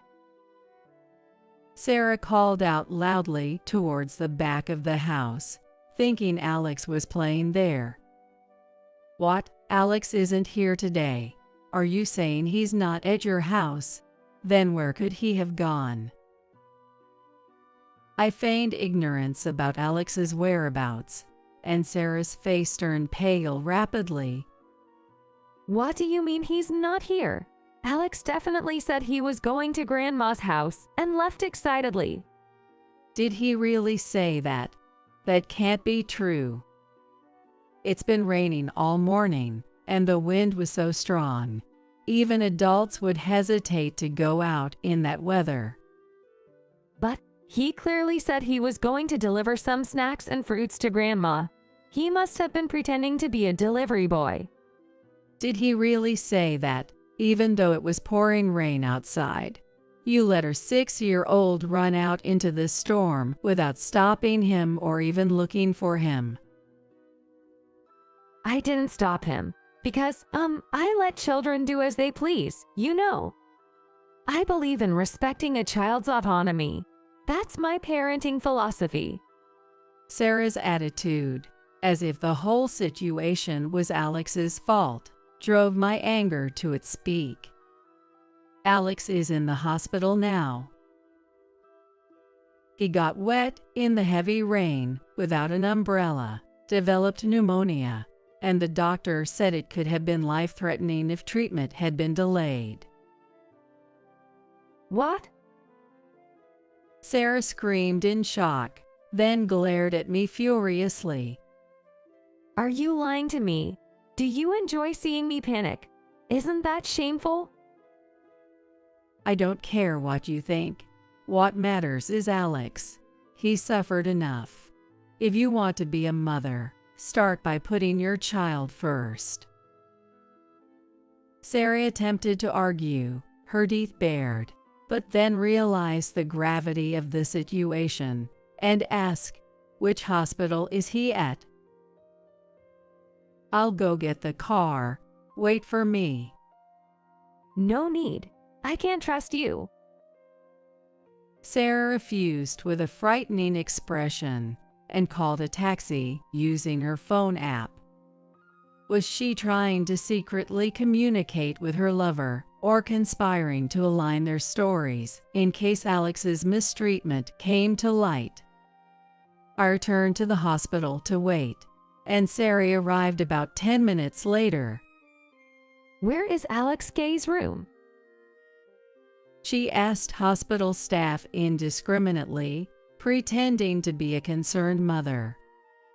However, she was stopped by a nurse at the entrance to the room. This area is off limits for visitors. You are not allowed in. Alex, Mommy is here now. You can relax. Sarah smiled gently like a saint, but then two people in suits approached her. "Are you Sarah Kay? We need to talk to you. Please come with us to the station," showing their police badges. What? Why do I have to go with the police? I'm his mother. Let me see Alex. What have I done to deserve this? Let me go. Despite her resistance, the police officers remained calm and detained her firmly. The doctor who examined Alex had advised involving the police, believing Alex's testimony couldn't be ignored. If my grandson were in the same situation, I might not be satisfied with just going to the police. The doctor said, half jokingly, half seriously, with a hearty laugh. It was getting dark outside, but I saw that Mike, who should have been on a business trip, had called. I called him back. I had a meeting in the next county and came home early to find no one there, and I was shocked. I told Mike everything that had happened that day without hiding anything. Initially, he was skeptical, but his tone gradually fell, and he promised to look around the house for any evidence. About an hour later, Mike called back. One piece of evidence after another. Photos and videos of them looking cozy together, even traces of them using our bedroom. Learning of his wife's betrayal and the mistreatment of his precious son left by his late wife, Mike spoke as if venting his hatred. Later, Sarah was arrested for child neglect, and her lover, the delivery man, was also arrested and charged as a co-conspirator. Frankly, I still don't want to believe that Sarah could do such horrible things to Alex. I wish all of Alex's suffering were just lies. It might sound odd with the trial coming up, but I feel like running away right now. Hearing the truth is just too painful. But facing that truth head-on is the only thing we can do for Alex now. Reliving his suffering through the trial is all we have. Feeling helpless, I convinced myself that exposing the crimes Sarah and her lover committed in court is our duty. As the trial began, Sarah kept looking down in the defendant's seat, making me think she regretted her actions. However, when she looked up and caught my eye, without any concern for those around, she twisted her face and stuck out her tongue defiantly. The media were stunned by Sarah's lack of remorse. What a terrible person. Does she understand her situation? Were the cries from around the room. The judge had to call for order to quiet the commotion. Sarah, smirking, took the stand and began narrating the events leading up to the incident as if giving a business report. She admitted seeing an opportunity when Mike, who was advancing in his career, became depressed after losing his beloved wife. Well, honestly, he wasn't my type, but he seemed wealthy and likely to become more powerful, so I thought I could live comfortably by getting involved with him. She spoke frankly, showing no remorse. Sarah revealed that her affair with her lover, Michael, predated her relationship with Mike. He's handsome, just like movie stars, and exactly my type. She continued her relationship with Michael, thinking it unlikely to be discovered by Mike, who was often away for work. She also confessed to finding Alex annoying from the start. His expressions, which sometimes resembled those of the late Jenny, stirred up feelings of hatred in her. While meeting Michael, she treated Alex harshly, laughing at his crying and making sure he couldn't enter the house when they were together. They even recorded these moments on their smartphones. When I threatened him with a scary face saying, "Don't tell anyone," he surprisingly listened. It was quite fun for me. But when I got pregnant with Michael's child, I panicked. If the affair came out, I'd be thrown out, losing access to any money. So I had an idea. I can just have the baby and pretend it's my husband's. That way, the affair wouldn't be discovered, and even the unborn child would have inheritance rights. Thinking that, Alex's presence became an unbearable nuisance. After Sarah finished explaining her motives for mistreating Alex, the courtroom fell silent, appalled by her selfishness. Her lawyer, sweating, tried desperately to mitigate her crimes. Are we not done yet? Sarah yawned, undermining her lawyer's efforts. She continued on the stand. It wasn't just Alex. Catherine, too, coming over every single time something happened, was unbearably annoying to me. I wanted every single second with Michael. It was so annoying. Her blunt expression of her feelings further worsened the judge's impression of her. As a result, she received a harsher sentence than the prosecution's request, and the trial concluded. Needless to say, Mike and Sarah's divorce was finalized. Forced to pay a substantial amount in alimony, Sarah's life of poverty was set in stone. Alex, I was wrong. I was always busy with work and left you under Sarah's care. It must have been hard. Marrying such a terrible woman was my mistake. I am truly sorry. It's okay, Dad. I love you. But I have one request. What is it? Anything you want, just tell me, and I'll buy it for you. It's not that. What I want most is to be with you. Mike, with tears in his eyes, then hugged his son tightly, shouting, "Alex."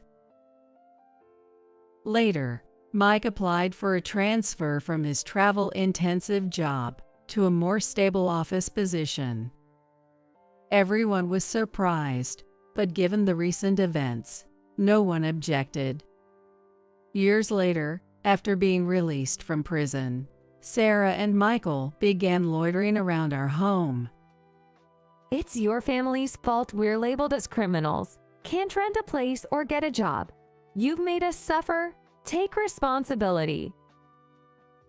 I immediately called the police to handle Sarah's misplaced accusations. Afterward, Mike and I decided to sell our house and move to a secure luxury apartment using the sale proceeds. Returning to the relaxed place with Mike and Alex after a long time, the owner greeted us with a smile. "Alex, have you grown taller since I last saw you?" As I stood up, asking out of habit, "Can I help with anything?" the owner came over. "No me, Catherine. You're a guest today, right? And it's my treat. Especially since Alex is here too. Eat whatever you like." I love the fried pork meal here. But even more than that, I love being with Dad and Grandma the most. Seeing my grandson's smile return, I swore to my heart, I will never let that smile be taken away again. Entering Jane's house, I opened the door to a room that seemed like an old storage space. In the corner of the dark room, I found Violet. What on earth happened? As I called out, Violet looked up. She looked very pale. Grandma. Next to Violet were textbooks and workbooks. "How long have you been here without even turning on the light?" I've been here for a year. What did you just say? Did she study here for a year? And there were dishes and cups around, too. Had she been eating here as well? Can you tell me what's going on, Violet? I took Violet's hand and spoke to her. After hearing Violet's story, I couldn't hide my shock. I never imagined she had suffered so much. The root of all evil was Jane. I left the storage room, completely furious. I found Jane and screamed at her, shaking with anger. What were you thinking, locking a child up in such a place? What you are doing is wrong. Just as Jane was about to retort, the front door opened and someone came into the house. How could you? I stared at a bewildered Jane with a cool gaze. My name is Hillary Taylor, 63 years old. I currently live with my husband, Kyle, just the two of us, and I'm a housewife. Kyle is 65 this year. He's retired, and we spend our days relaxing at home. We have two sons, Kevin and Jeremy. Kevin is 38, and Jeremy is 34. They've long since left the nest and built their own families, so now we only see them during holidays like Christmas and Thanksgiving. Since the younger son's family has no children, our only grandchild is Violet, the daughter of our eldest son's family. Violet is a lively and adorable girl who turns 8 this year. She always talks to me, calling out Grandma, Grandma, and gives me her drawings, which she's good at. One of her drawings, featuring smiling portraits of Kyle and me, is displayed prominently in our living room. Looking at it always warms our hearts. I wonder how Violet is doing. I'd like to see her soon. Kyle remarks with a squint. Yes, I do want to see her drawings again. Violet was happily drawing today as well. We believed that. But at that time, we couldn't imagine the unexpected events that were happening to her. It was on a sunny morning. The doorbell rang, and I opened the door to find Jane standing there. It's been a while, Hillary. Jane, what brings you here, all of a sudden? I was surprised. Jane is our eldest son, Kevin's wife. Since they live about a 3-hour train ride from here, they rarely visit our home. What happened to her? Sorry for the sudden visit. I have a favor to ask. What is it? Come in first. I led Jane into the living room.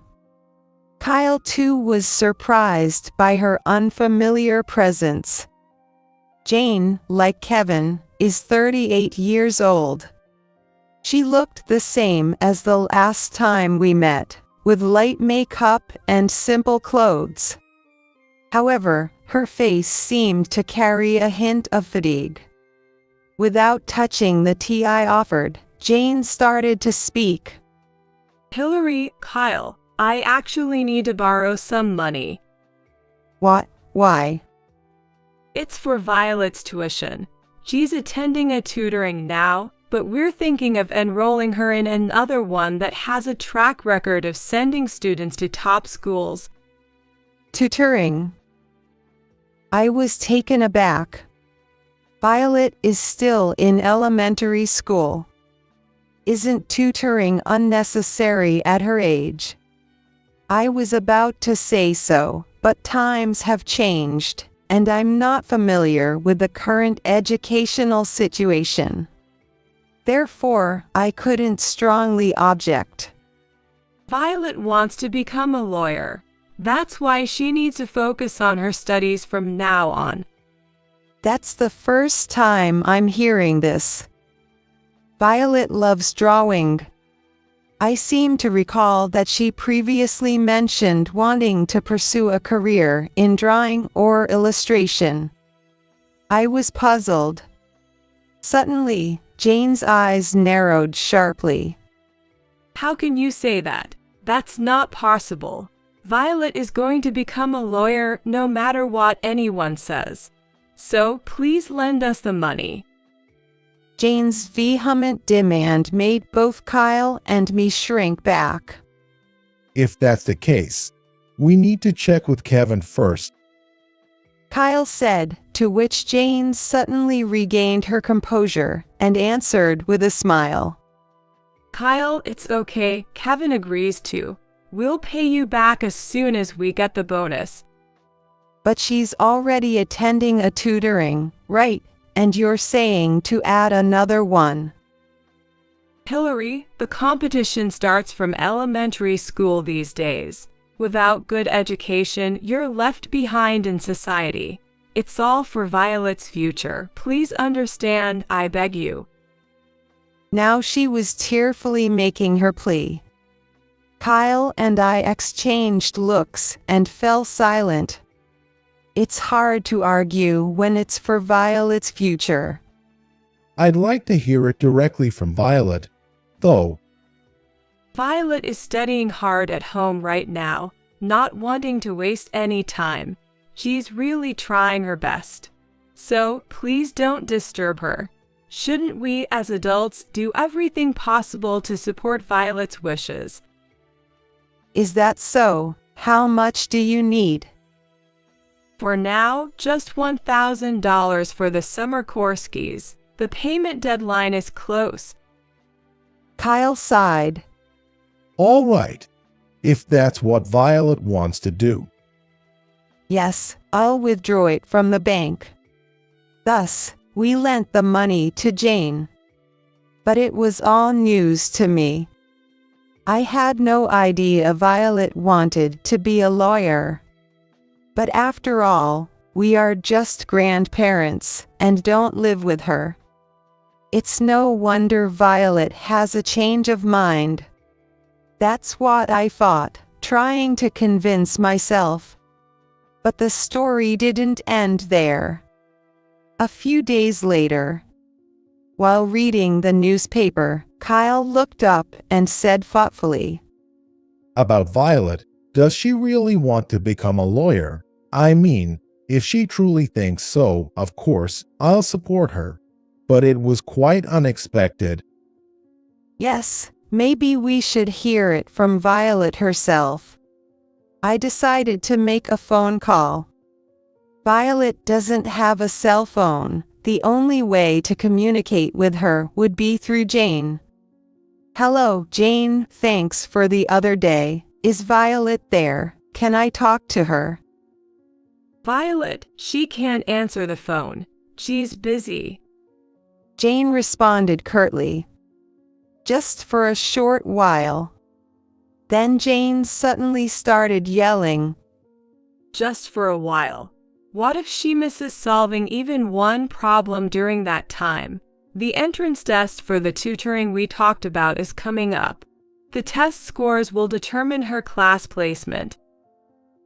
She has to get into the top class or she'll fall behind. Do you know how hard it is to catch up after that?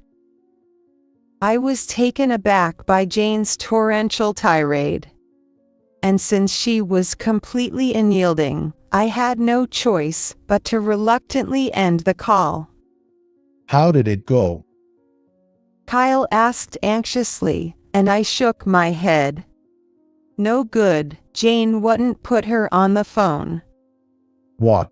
Why? I don't understand it myself. I'll try calling Kevin. I searched for Kevin's name on my smartphone's contact list. In fact, Kevin was not living with Jane currently.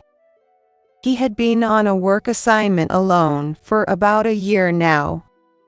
He proudly told me last year that the company had high hopes for him and promised a promotion upon his return from this assignment.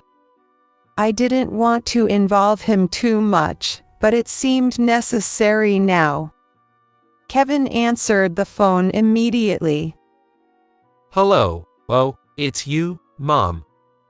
Sorry to bother you when you're busy. It's about Violet. I briefly recounted my exchange with Jane. Then Kevin expressed surprise. Wait, what? Violet wants to be a lawyer. I've never heard of that.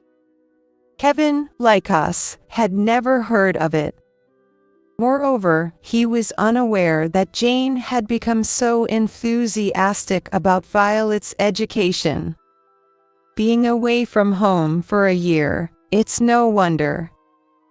I'm not quite sure, but maybe Jane has started saying some odd stuff.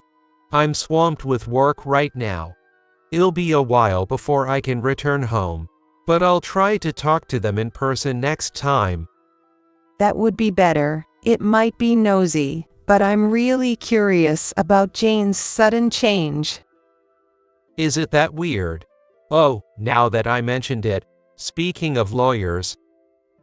Kevin shared something with me. It was enough to fuel my anxiety. Over the weekend, Kyle and I visited Jane's house. It was about the eldest son's family. Maybe it's wrong for me to interfere. Still, I had a bad feeling about it. After all, Jane was just screaming, and we hadn't really heard Violet's side of things. I wanted to know what Violet thought. Besides, she is now a fatherless life, which means a single-parent home. I wondered how Violet was spending her time alone with Jane. When I rang the bell and introduced ourselves, Jane came out in a panic. What's the matter, Hillary and Kyle? Jane was clearly flustered. A friend of mine lives around here, so I was just stopping by on my way back from visiting her. I responded with a smile. A little white lie can't hurt. By the way, is Violet around? Jane fumbled for an answer to my question. Well, she's not feeling well and is resting in the back. I'm sorry for the inconvenience, even though you've come all this way. It's all right. I just wanted to see her for a bit. No, but she probably wouldn't want to meet you. So maybe not today.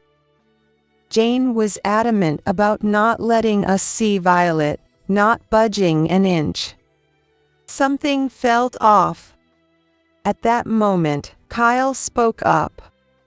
Ouch. My back. My chronic back problem. Kyle crouched down, clutching his back. Are you okay? He glanced at me. He said it wasn't chance. Jane, is there a chiropractor around here? Well, I think. We still have the taxi waiting over there. Could you show us the way? Sorry for the trouble. Kyle forcefully asked Jane for directions and headed towards the taxi. As I watched the two of them leave, I muttered, "Sorry, Jane." Then, I entered the house. It was silent, with no sign of anyone around. I opened each room door, searching for Violet. "Violet, where are you, Violet?" She wasn't in any of those rooms. The last place left was an unused, old storage room. There, in the dark room, was Violet. With resolve, I opened the door. "What's going on?" When I spoke, Violet looked up. Her face, which I hadn't seen in a while, seemed terribly pale. Next to Violet were textbooks and workbooks. Grandma, Why are you here in the dark, without even the light on? I've been studying here the whole time, using a flashlight to save on the electricity bill, solving problems. Violet spoke weakly. Since when? For a year, I've been here. What? Studying in a place like this for a year. And there were dishes and cups around. Was she eating here as well? Can you tell me what's going on, Violet? I took Violet's hand, urging her to talk. But Violet hesitated. I wonder if she's afraid of Jane. Don't worry, Violet, Grandma's on your side. Violet started to cry and began to speak haltingly. And then she began to speak haltingly. This was Violet's story. A year ago, when Kevin was transferred to work alone, and Violet was left to live with Jane. That's when changes in Jane began.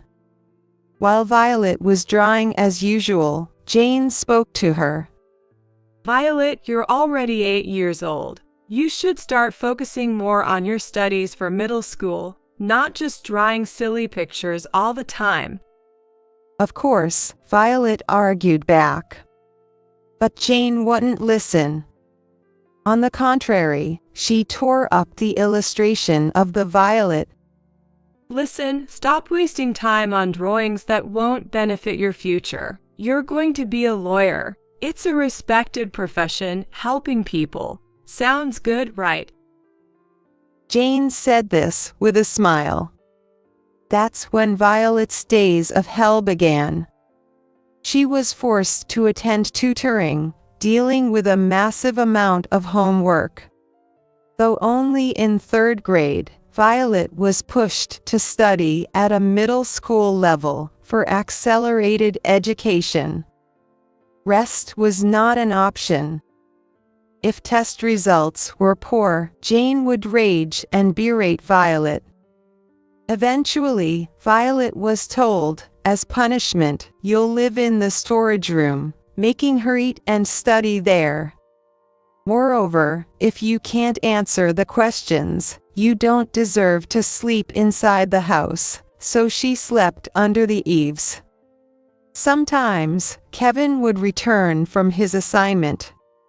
However, Jane would act normally only when Kevin was home. She also made sure to warn Violet, you know what will happen if you tell your dad, right? This made it impossible for anyone to seek help. I was stunned by these revelations. Jane's behavior wasn't just being enthusiastic about education. It was clearly excessive. I was trembling with anger. Jane said it was for Violet's future, but this is not for Violet. I've been drawing these secretly because I would get scolded by Mom. Violet showed me a piece of paper. There was a colorful drawing. It was a bright and cheerful picture that seemed to bring joy to anyone who looked at it. Thinking that she had been drawing with all her might in such a hellish environment made my heart ache. Clearly, Violet doesn't want to be a lawyer. It was all Jane's imposition. What was she thinking, forcing Violet to do this and lying to us? I looked into Violet's eyes and said, I understand now, thank you for telling me. Let's go to my place for now. It's not good for you to stay here. The more I heard, the more convinced I became. Jane was not in a state to accept reasoning. The priority was to get Violet out of this house. Then, there was a commotion near the entrance. Jane and Kyle must have returned. Violet, wait here for a bit. I told her and stepped out of the storage room. I had to speak clearly to Jane. Seeing me come out of the room, Jane raised her voice. Hillary, how dare you enter the room without permission? Did you and Kyle deceive me, pretending his back hurt? Looking past Jane, I saw Kyle now standing up straight. I'm sorry about that, but you've been lying too, right? Saying Violet wants to be a lawyer, that's a blatant lie. Locking a child up like that. What were you thinking? Jane retorted with anger in her face. I'm not lying. Violet is going to be a lawyer. That's what's been decided. Kyle was taken aback by Jane's furious outburst. The reason for her obsession with the lawyer. That was the answer to what Kevin told me the other day. It's not Violet, it's you who wanted to be a lawyer, right? Well, Jane, struck by the truth, stumbled over her words.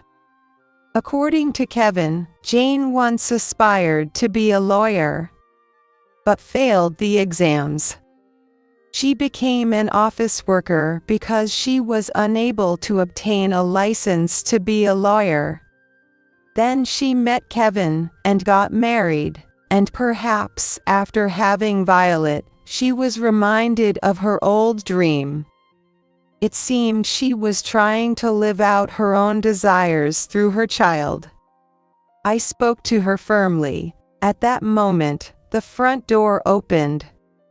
Children are not tools for fulfilling your dreams. Education is important, but not to the extent of forcing it like this. You are trapped in your past, and do not see Violet as she is now. Be quiet. What do you know, Hillary? Becoming a lawyer means a secure future. It's all for Violet's sake. Jane's continued shouting was painfully desperate. Then the front door opened. The person who entered the living room was Kevin. Kevin, why? How did you? Jane was perplexed. He was panting in his suit. He hurried back from his workplace. I got a call from Mom and was worried, so I came back early. I had no idea it had come to this. Ignoring me, Jane desperately pleaded to Kevin. It's all a misunderstanding.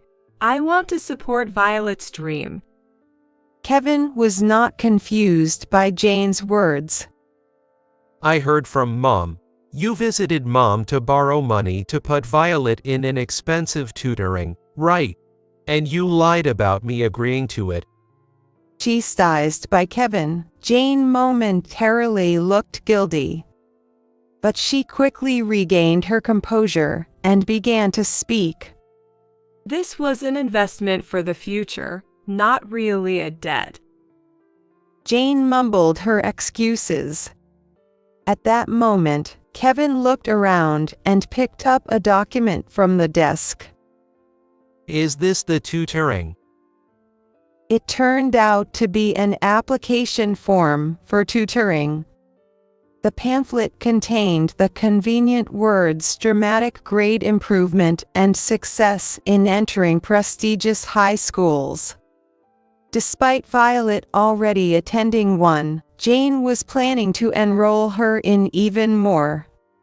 Looking around house, books on child education methods were scattered everywhere, including an application for a seminar titled Turning Your Child into a Genius.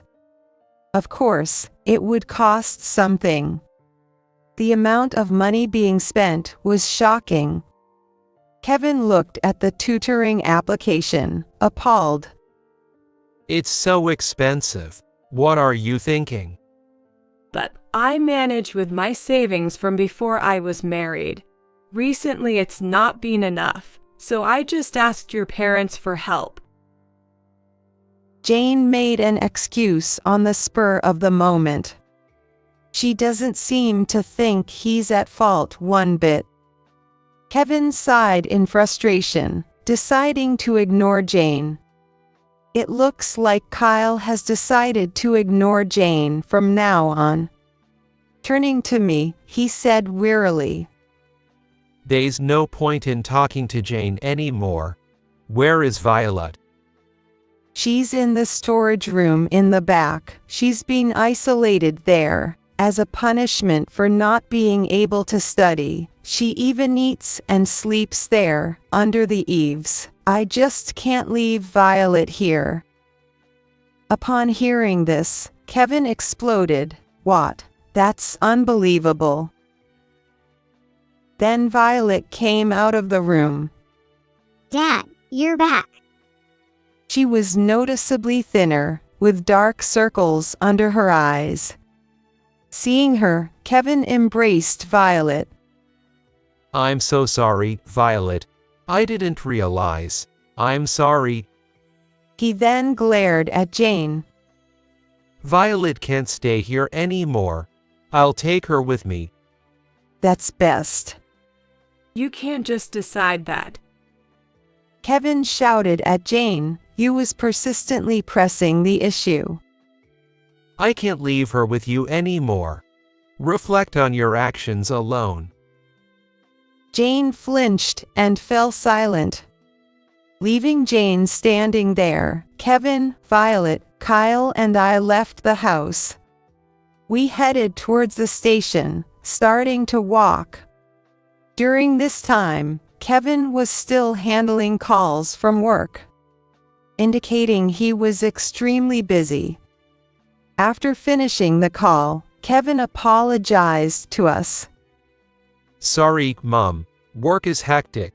Could you look after Violet for a while? I'll sort things out once things calm down.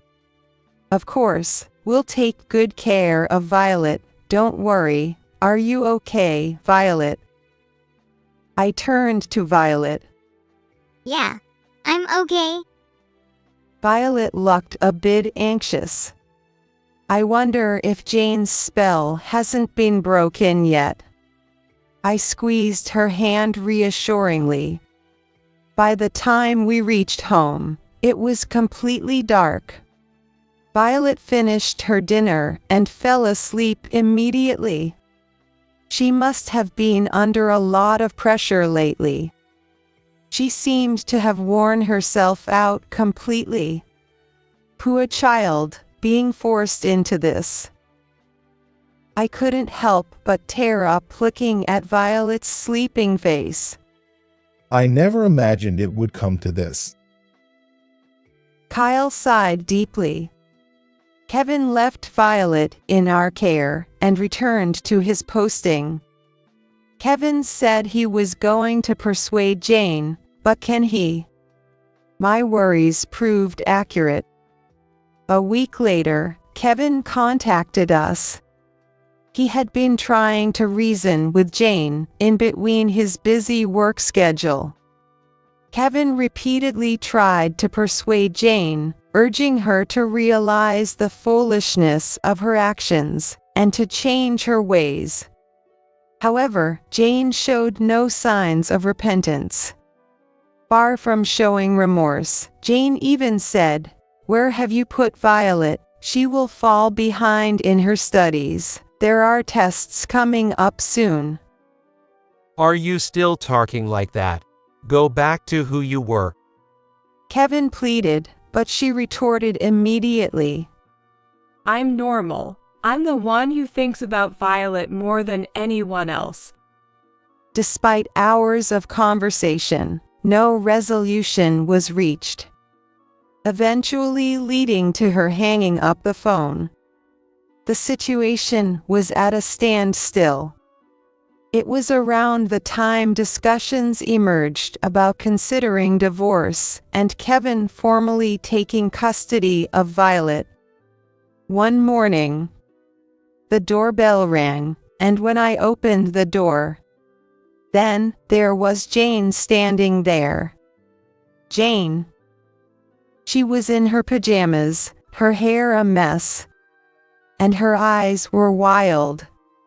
Hillary, Violet is here, right? Give her back to me. She barged in, searching for Violet. What's going on? Kyle was shocked by her sudden appearance. Ignoring him, Jane rushed upstairs. Violet, Violet. I hurried after her, and she found the room where Violet was. Mom. Upon seeing Jane, Violet exclaimed in surprise. Come on, Violet, we're leaving. You have a test to study for. What are you talking about? Violet is. I tried to interject, but Jane shouted. Stay out of her, Hillary. Violet stood up, confused by her mother's sudden visit. And she declared firmly, I won't go back. What are you saying? I won't become a lawyer. Studying is important, but I have other things I want to do in the future. Don't decide my future without me. Violet's assertive tone shocked Jane, distorting her face. I embraced Violet's shoulders. Well said, Violet. But Jane, furious, glared at me. I get it, you must have brainwashed Violet, and forgivable. She is going to become a lawyer. The idea that we had brainwashed Violet was absurd. Jane has become uncommunicative. Even though I thought it was pointless, I raised my voice. I just had to say this one thing. What are you talking about? Wake up, can't you hear your child's real voice? Violet is suffering because of what you're doing. You keep saying it's for the child, but you're only thinking of yourself. If you want to be a lawyer so badly, you should pursue it yourself, not force it on Violet. Huh. Jane fell silent, looking frustrated. But in the next moment, Jane's eyes gleamed sharply. And she grabbed Violet's arm as if to use force. Come on, Violet, you need to study. No. Let me go, Mom. Violet protested, trying to pull away as Jane dragged her out of the room. Wait. Violet resisted. During their struggle, they lost balance. Watch out. Kyle shouted. But it was too late. They tumbled down the stairs. Violet, Jane. When I called out, Violet responded with I'm okay and managed to get up, but Jane remained motionless. Kyle immediately called an ambulance. I was bewildered by the serious turn of events. Jane was quickly taken to the hospital by ambulance. She took an MRI, but there was no brain problem, and she suffered a temporary concussion. However, even after regaining consciousness, she appeared unable to distinguish reality, repeating disturbing words as if delirious. Violet, you need to study, Violet. The extent of her obsession became frightening. Jane then began to act out violently. Jane became erratic, crying out suddenly, and mistaking a nurse for Violet. She shouted, "Study!" Observing this, the doctor remarked, "It seems her mental state is more of a concern than her physical health." Jane was transferred to the psychiatric department. The doctor said she should stay in the hospital for a while because of her raging and screaming. I felt there was something wrong with her, but she had a problem with her mind. Afterward, having hospitalized Jane, we contacted her parents. We asked them to come to the hospital to explain Jane's recent condition. Her parents were visibly pale. They never imagined their daughter would end up like this. Jane's parents promised to take good care of her. After some time, Kevin expressed his wish to divorce Jane. Jane naturally refused. However, Kevin initiated legal proceedings, and as a result, the divorce was finalized. Kevin gaining custody of Violet. Later, we were called by Jane's parents and visited the hospital again. We've caused you so much trouble. In the hospital's meeting room, Jane's mother apologized deeply. Then, they handed us an envelope. This is the money she borrowed. We are very sorry. It was the $1,000 that she said was needed for Violet's tutoring, which she borrowed from me and Kyle. It seemed Jane's parents had covered the debt. I looked intently at their faces. Despite being around their 60s, just like us, Jane's parents looked much older. This turmoil must have aged them considerably. Thank you kindly. How's Jane doing? I casually asked. That's just it. She hasn't improved much. She keeps shouting at anyone to study or yelling you must become a lawyer. So, we have no choice but to keep her here for a while longer. Saying that, Jane's mother sighed. Apparently, when Jane was young, her parents incessantly told her to study hard and aim for a respectable career. Sometimes even yelling at her when her grades were poor.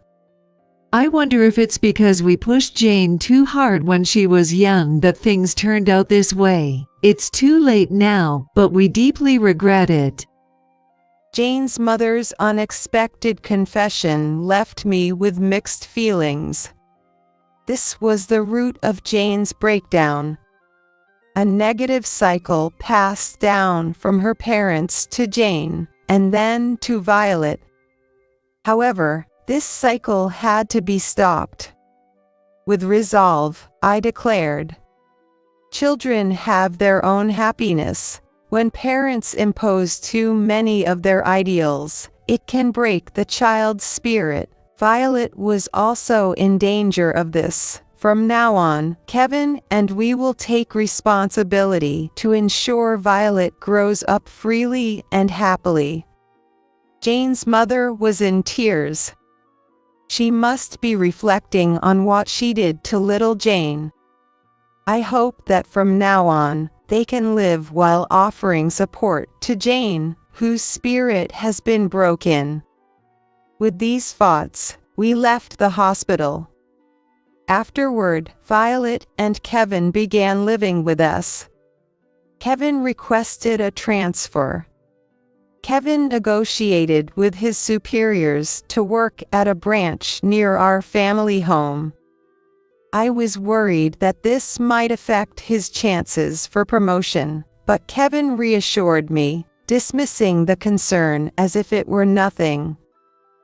It's all right. I've been too focused on work and overlooked the discrepancies in Jane and Violet's relationship, which I regret.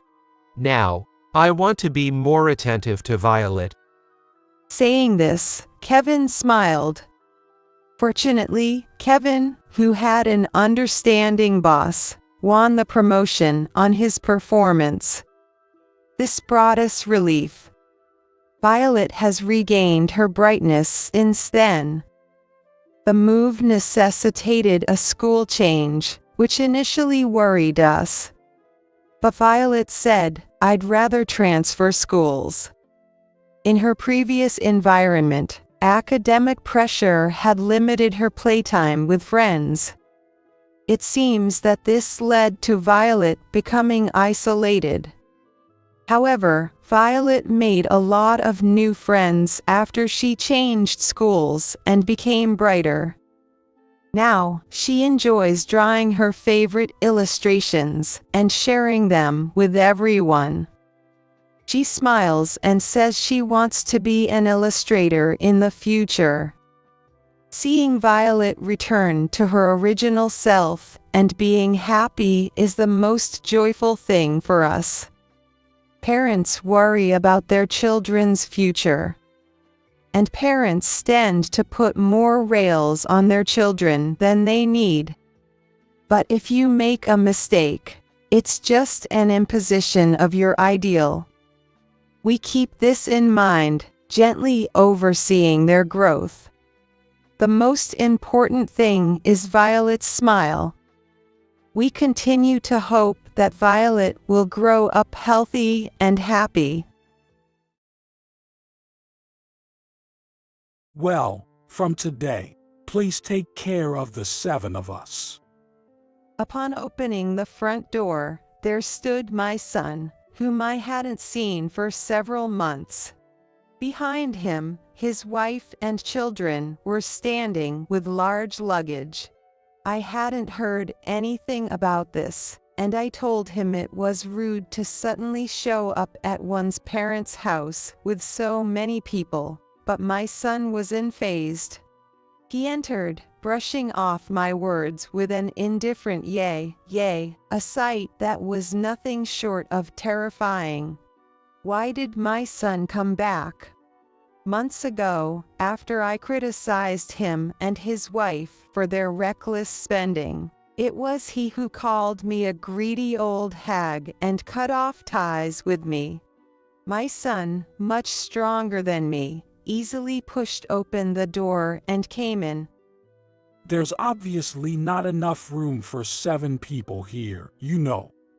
My son stretched out his arms straight and firmly grabbed my shoulders.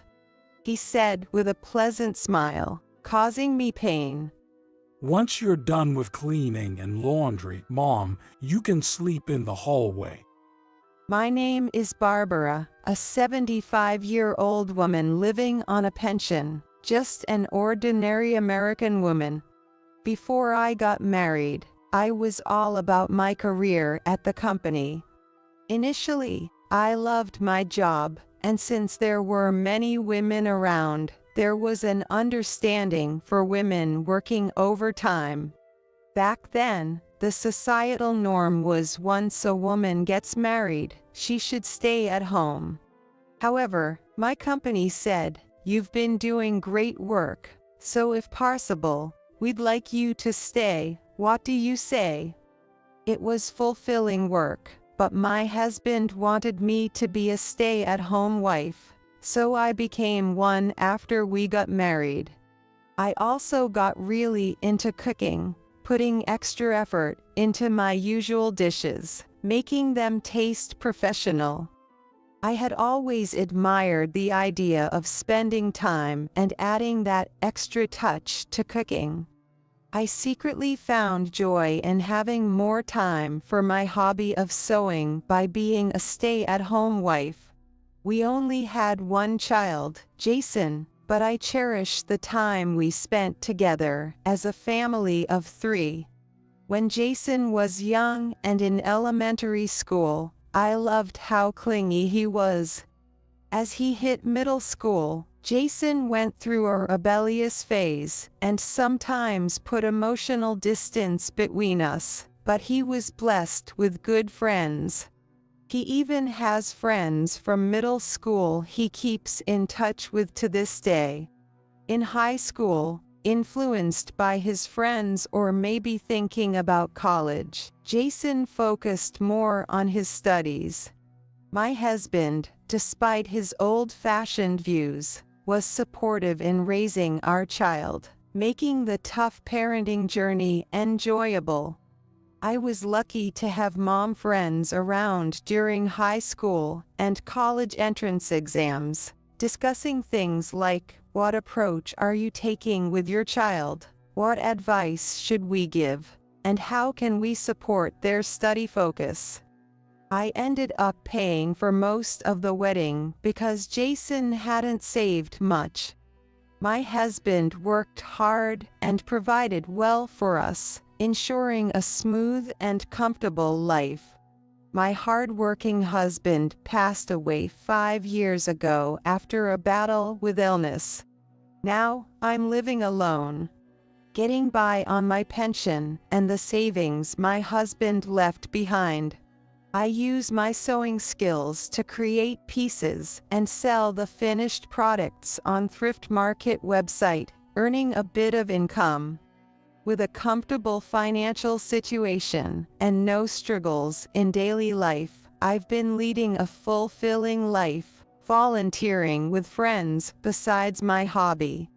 Outside of volunteering, I enjoy delightful days out, like going to lunch with my friends. My son Jason, now 44 years old, married 17 years ago and has his own family. His wife, Lisa, is 40. I remember her from their school days as a quiet girl. But that image has long been replaced as I got to know her better. They have 3 children, with the eldest grandchild now 14, followed by a 10-year-old and an 8-year-old. My relationship with my son and daughter-in-law is good, especially when the grandchildren were younger, as they weren't very demanding. I made sure not to do to her what I disliked being done to me as a mother-in-law, avoiding unexpected visits and giving money on special occasions so they could buy what they liked.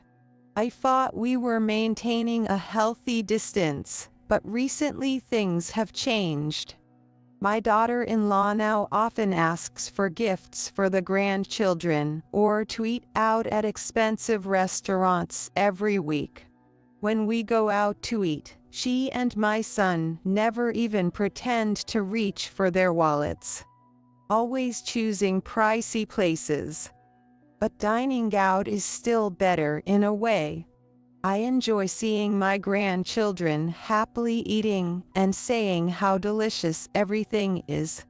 Given the evolving situation, Lisa has started clamoring for accessories that clearly aren't in line with what a middle schooler would typically wear. I've known Lisa since my son was in high school. She was a quiet girl, unremarkable in both good and bad ways. I can't believe I didn't see how brazen she could be, and I just sigh. She wasn't rude to begin with, but became domineering the moment she felt she could say anything to me. Over time, relatives noticed her true nature and gradually distanced themselves. Now, only those with strong character remain in contact with her. Lisa, thinking I'm easy to manipulate, started asking for rings, necklaces, designer wallets, and bags. I've confronted her, asking, "Why do you need such expensive things? Aren't these just for you?" She insisted it was all for the kids. It starts with clothes for the elementary school's enrollment ceremony. I need this outfit for when I attend parents' days. Only a designer bag will match this dress. But I couldn't afford to buy designer bags just for that reason. Ignoring her moderately, she eventually stopped pestering me for more. However, she then started aiming for things that were hard to refuse. She would barge in while I was cooking dinner. Please make some side dishes for me too. When I refused, well then, anything you have will do, she would say, and then help herself to the fridge, taking leftovers or the newly bought pack of meat. Even when I strongly objected, she just laughed it off. "Thank you," she said, shrugging off my arm and leaving on her own accord. Lately, I am astonished that my daughter-in-law would go to such lengths.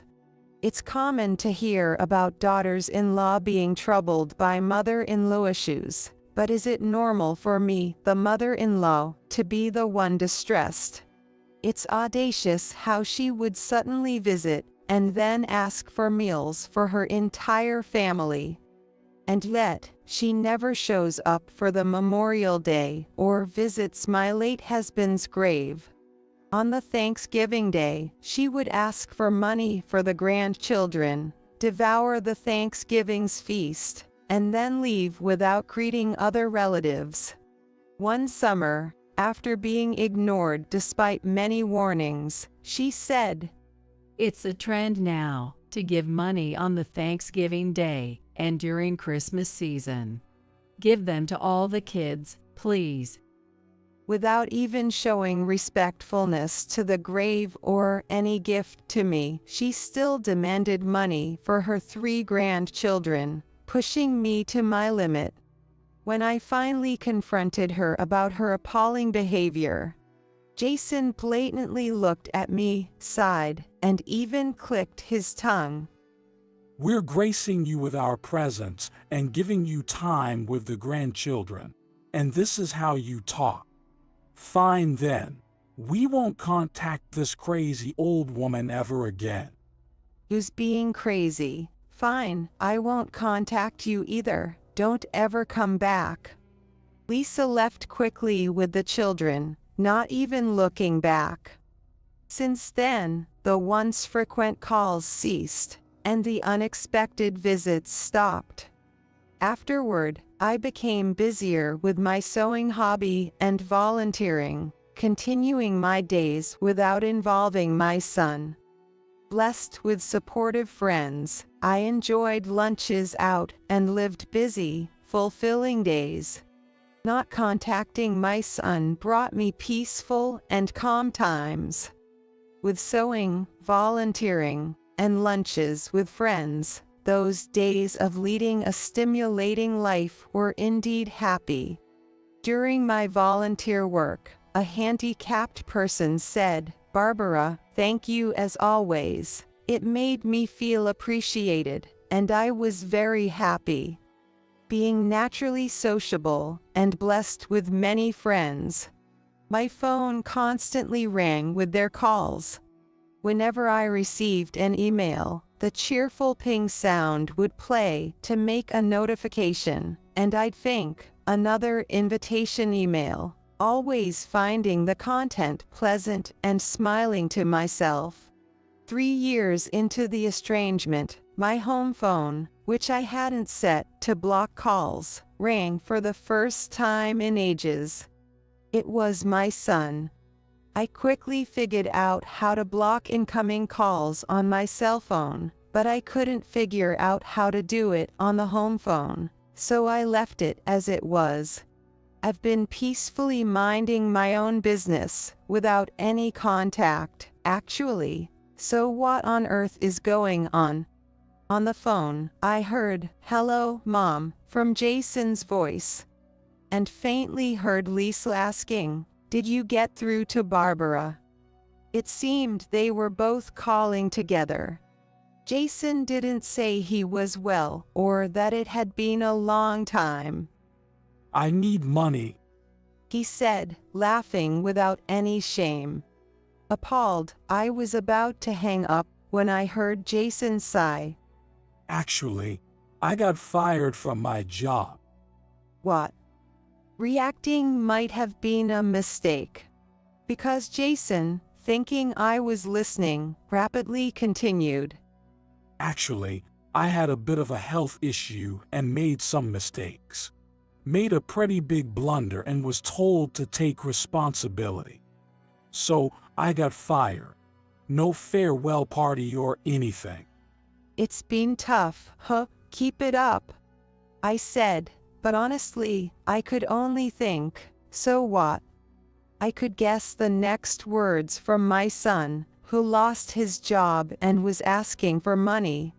Attempting to end the call quickly, Jason's desperate voice stopped me. He seemed not to expect any loan. If money's out of the question, let's live together again. What? You, as my real mother, can live happily with your cute grandkids, and we save on rent. It's a win-win, right? I'll call again. So please clean the house for us. Don't joke with me. Living with you guys won't make me happy. You cut off our parent-child relationship, and now you're shamelessly coming back because you're in trouble. You should rely on Lisa, not me." I couldn't stay silent at such selfishness, and raised my voice for the first time in a while. Then, I heard Lisa's voice from afar. "I'm working part-time now, but it's still not enough to support 3 kids, so we need your help. Don't you have any affection for your son and grandkids?"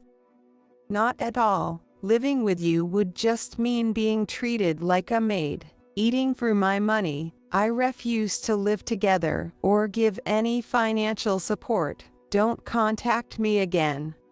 I slammed the phone down, but it started ringing incessantly. The endless ringing annoyed me, so I picked up the receiver between calls. This would prevent other calls, but those who really need me would call my cell.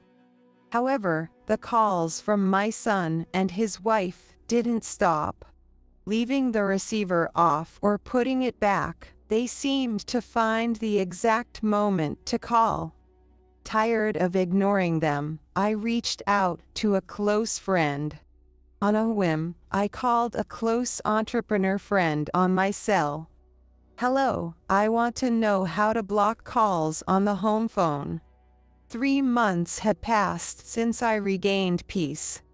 I was almost done with household chores and was making a drawstring bag when suddenly the doorbell rang. It was unusual for the doorbell to ring without an appointment, so I checked the monitor and saw the faces of my son and his wife. A bad feeling crossed my mind. Having them inside would only cause more trouble. I tried to send them away, saying, "I'm busy right now. Can you please leave?" Don't be like that. We've come all this way. We have something important to discuss. Just hear us out," he said, showing something behind him. It wasn't just their family. Lisa's parents were also there. 7 people, including my son and his wife, their 3 children, and Lisa's parents, had come unannounced, all carrying large suitcases. I couldn't help but feel reluctant to just turn away my son and daughter-in-law, especially with their parents in tow. If I were to send away guests carrying large luggage right from the doorstep, it would surely cause a scene and attract unwanted attention from the neighbors. Although I really didn't want to let them into my house, I begrudgingly led them to the guest room. After ushering Jason and Lisa along with their parents into the room, I let the 3 grandchildren play upstairs. Their joyful exclamations of "This room is so big" echoed through the house. Right off the bat, my son said to me, without any discussion, "Mom, let's live together. We've even brought our luggage, see?" "I can't live with you. Take your luggage and go back, please," I blurted out. A simple rejection like this wouldn't easily deter my son. Then he spoke condescendingly. "Mom, we're trying to be filial by living together. We want to give you, who doesn't have much time left, the joy of caring for your grandchildren. Isn't that filial of me?" I sighed in exasperation and said, "Look, as you know, I'm 75 years old. It's impossible for me to take care of the grandchildren at this age."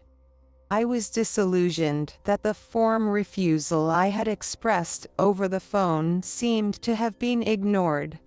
The thought of being indebted to a son who only thinks of himself was frankly more trouble than it was worth. "Hey, Barbara, Jason is right. Living together will make things easier for you. Seeing your grandchildren every day would make you happy, right?" The thought of how much money I would be drained of, and the amount of effort I would have to put in if I ended up living with my son's family gave me chills. Barbara, are you considering your age? Since you don't have much time left, you can enjoy spoiling your cute grandchildren. I had hardly spoken or even seen Lisa's parents since their marriage greeting. They are staunch Lisa supporters, probably having spoiled their only daughter immensely. And Lisa herself was likely raised in their excessively indulgent love. Then, as if to add insult to injury, Lisa's parents chimed in with their piece. Hey, Barbara, let's cooperate with our daughters, considering we both don't have much time left, said Lisa's mother, true to their nature. Their brashness must have significantly shaped her character. Though I'm unaware of their lifestyle, they seemed to regard Lisa's word as absolute. Being the filial son, providing the old mom with the joy of caring for a lively family, that's me, right? Jason, probably feeling emboldened by the crowd, laughed heartily. I couldn't help but wonder if Jason and Lisa were trying to put me in their debt by bringing up everything they've done for me in the past. It infuriated me how they had squandered my money as if forgetting I had covered the grandchildren's expenses, citing the daughter wants it or the son needs it. Lisa's parents seemed to agree with everything she said. Hey Barbara, our Lisa is a smart girl. Let's follow her lead, Lisa's mother said with a smile that was too present, making me feel uneasy. That's why I kept my distance from Lisa's parents. Their brazenness in approaching me so boldly, despite not having met since the wedding, was beyond rudeness. It was sheer impudence. I found Lisa's parents to be incredibly audacious. Mom, we're here for you, and we'll live together. You'll be happy, right? We'll start living in this house from today, Jason said with a smirk. He continued to dismiss me, saying, We'll take your room so you can sleep in the hallway from tonight on, with Lisa snickering in agreement. Barbara, please.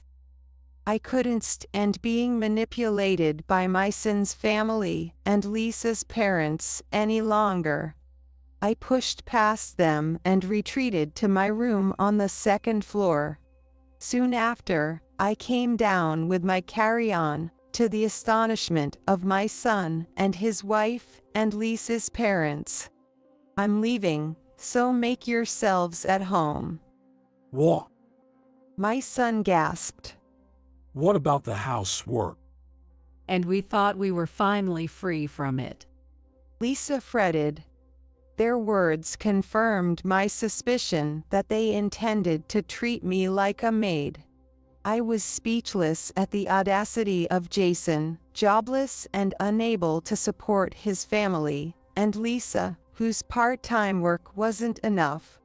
Their entitlement, along with Lisa's parents tagging along, was too much to handle. The house is too much for me to manage alone. It's already been sold. You can live here if you want, but you'll need to buy it back, I informed them. My son and his wife seemed unable to grasp what I was saying. I've been planning to move out, and I started preparing 3 months ago. This living room isn't empty, is it? Well, the stuff here was supposed to be disposed of last. Most of the things in this house were unnecessary for the new place. Naturally, we threw away what we didn't need and took what was necessary to the new home. If you all want to live here, you'd have to buy back the house. Well, it's been well maintained and close to the station, so I don't think it'll be cheap. The living room had only a desk and simple decor, so it seemed their son didn't notice at all. The decor in this living room was supposed to be taken out by the movers after I had finished unpacking everything. That's why the living room alone had items for entertaining guests. Mom, I'm your son, aren't I? And the kids, they're your adorable grandkids, right? The son and his wife pleaded with me even more.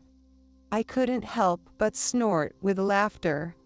My dear sons were gone 3 years ago. Why are you telling me this now? You should just go back to your old home.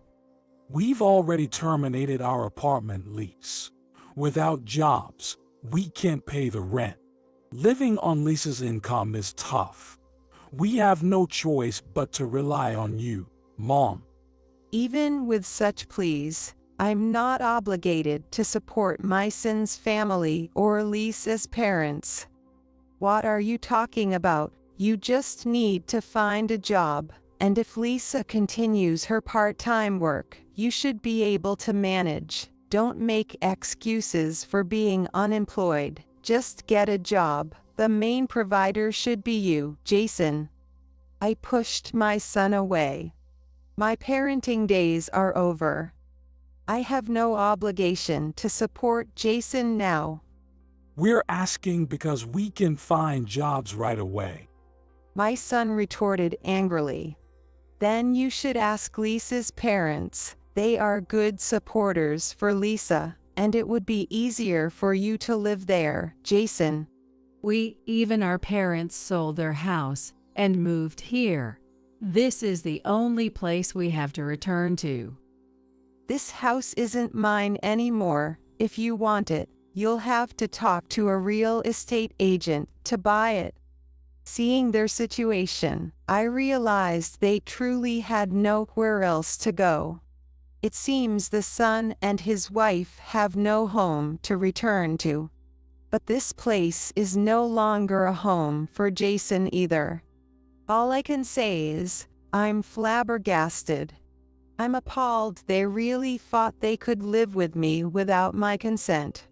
It's one thing for my son and his wife, but it's quite another for Lisa's parents to come and live in our house too. That's pushing it too far.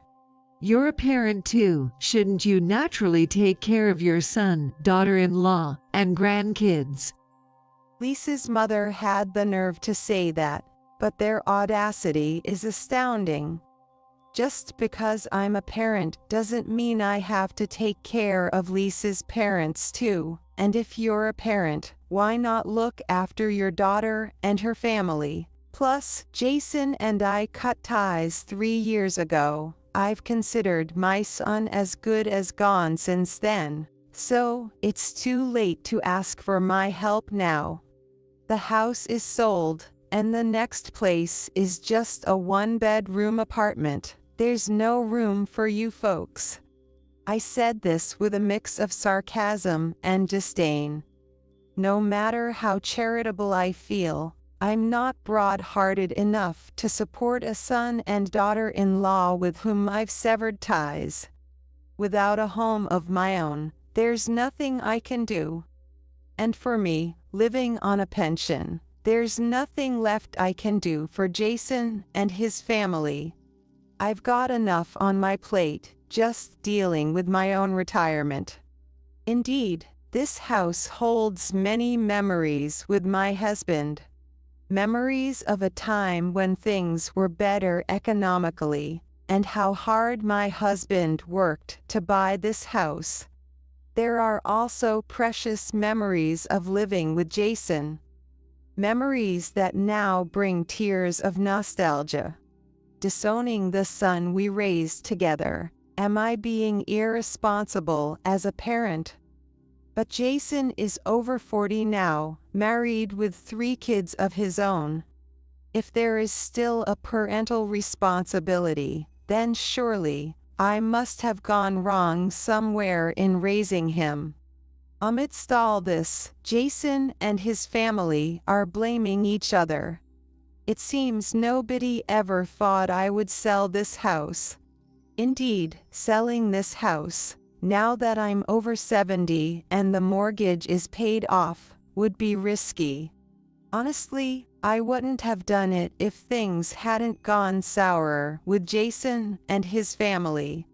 It seems like Lisa and her parents have completely forgotten about me, all furious at Jason, their son-in-law. Jason, you are to blame for lying. All the responsibility is on you. Lisa's parents were furious. You said Barbara would never sell the house of memories, Jason. Didn't you check? Now all plans are ruined.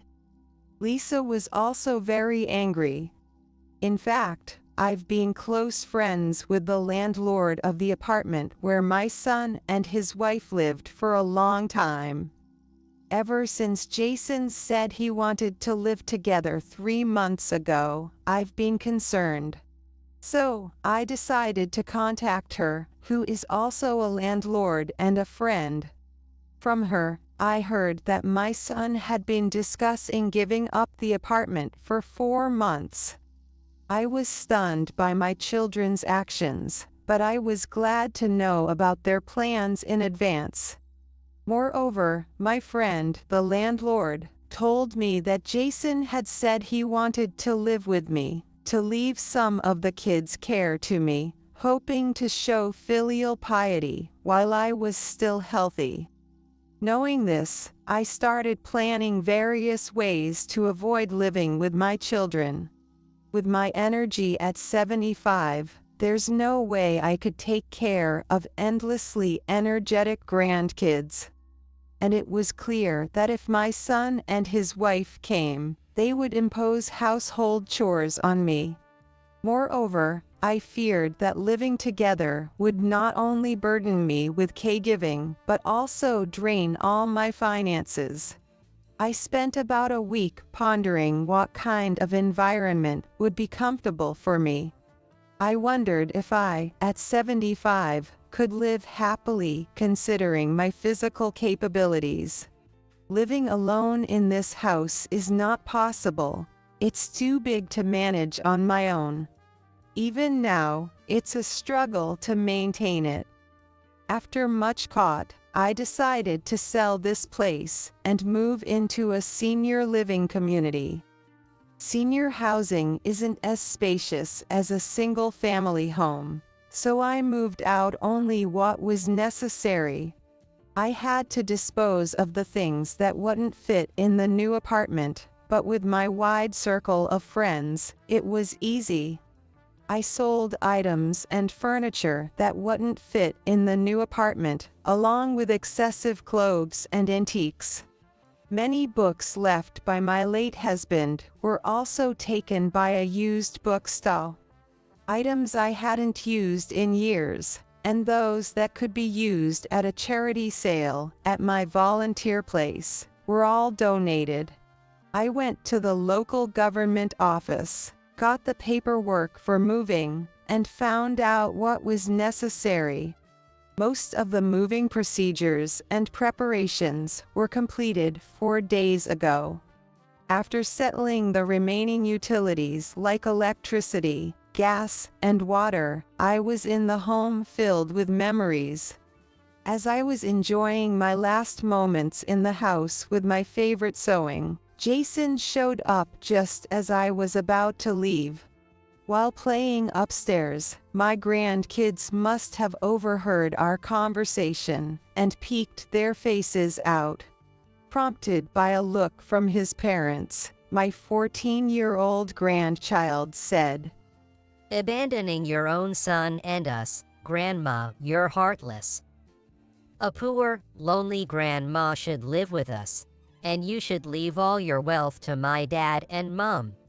Hearing this, the 10-year-old and 7-year-old grandchildren echoed, "Right, right," reflecting the upbringing of Jason and Lisa.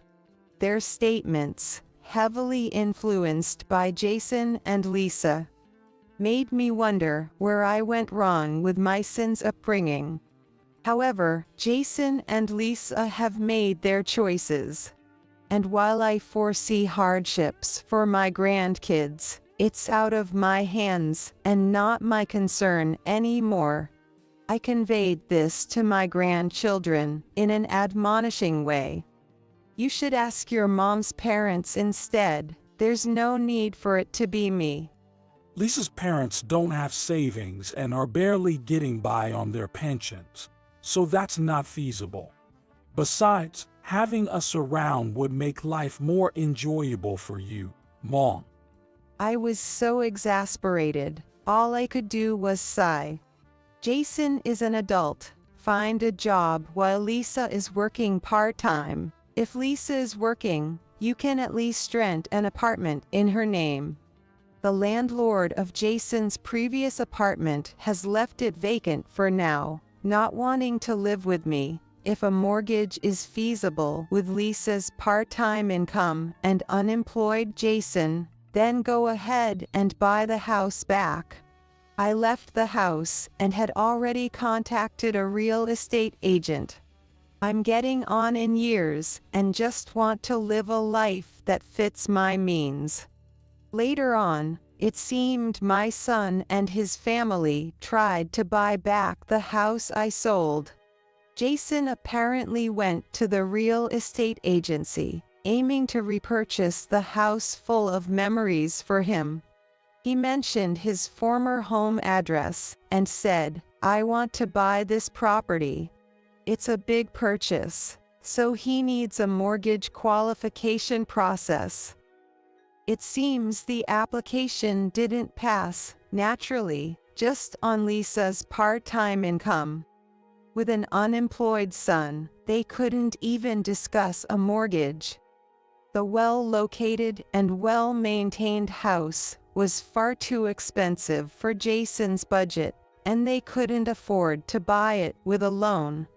Indeed, for an unemployed son and a part-time working daughter-in-law, the house was probably too expensive.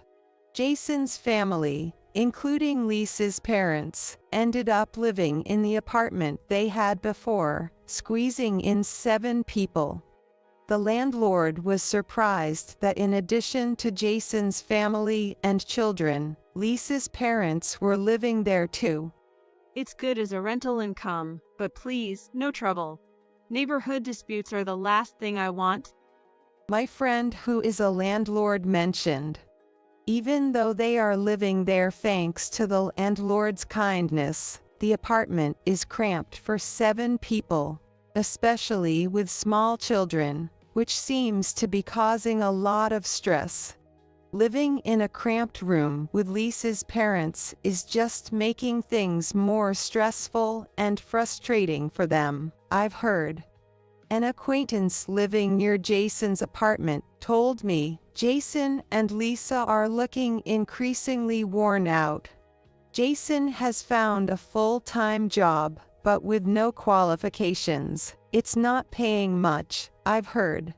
Thanks to the money from selling the house, my husband's savings, and my monthly pension, I can afford a decent senior apartment.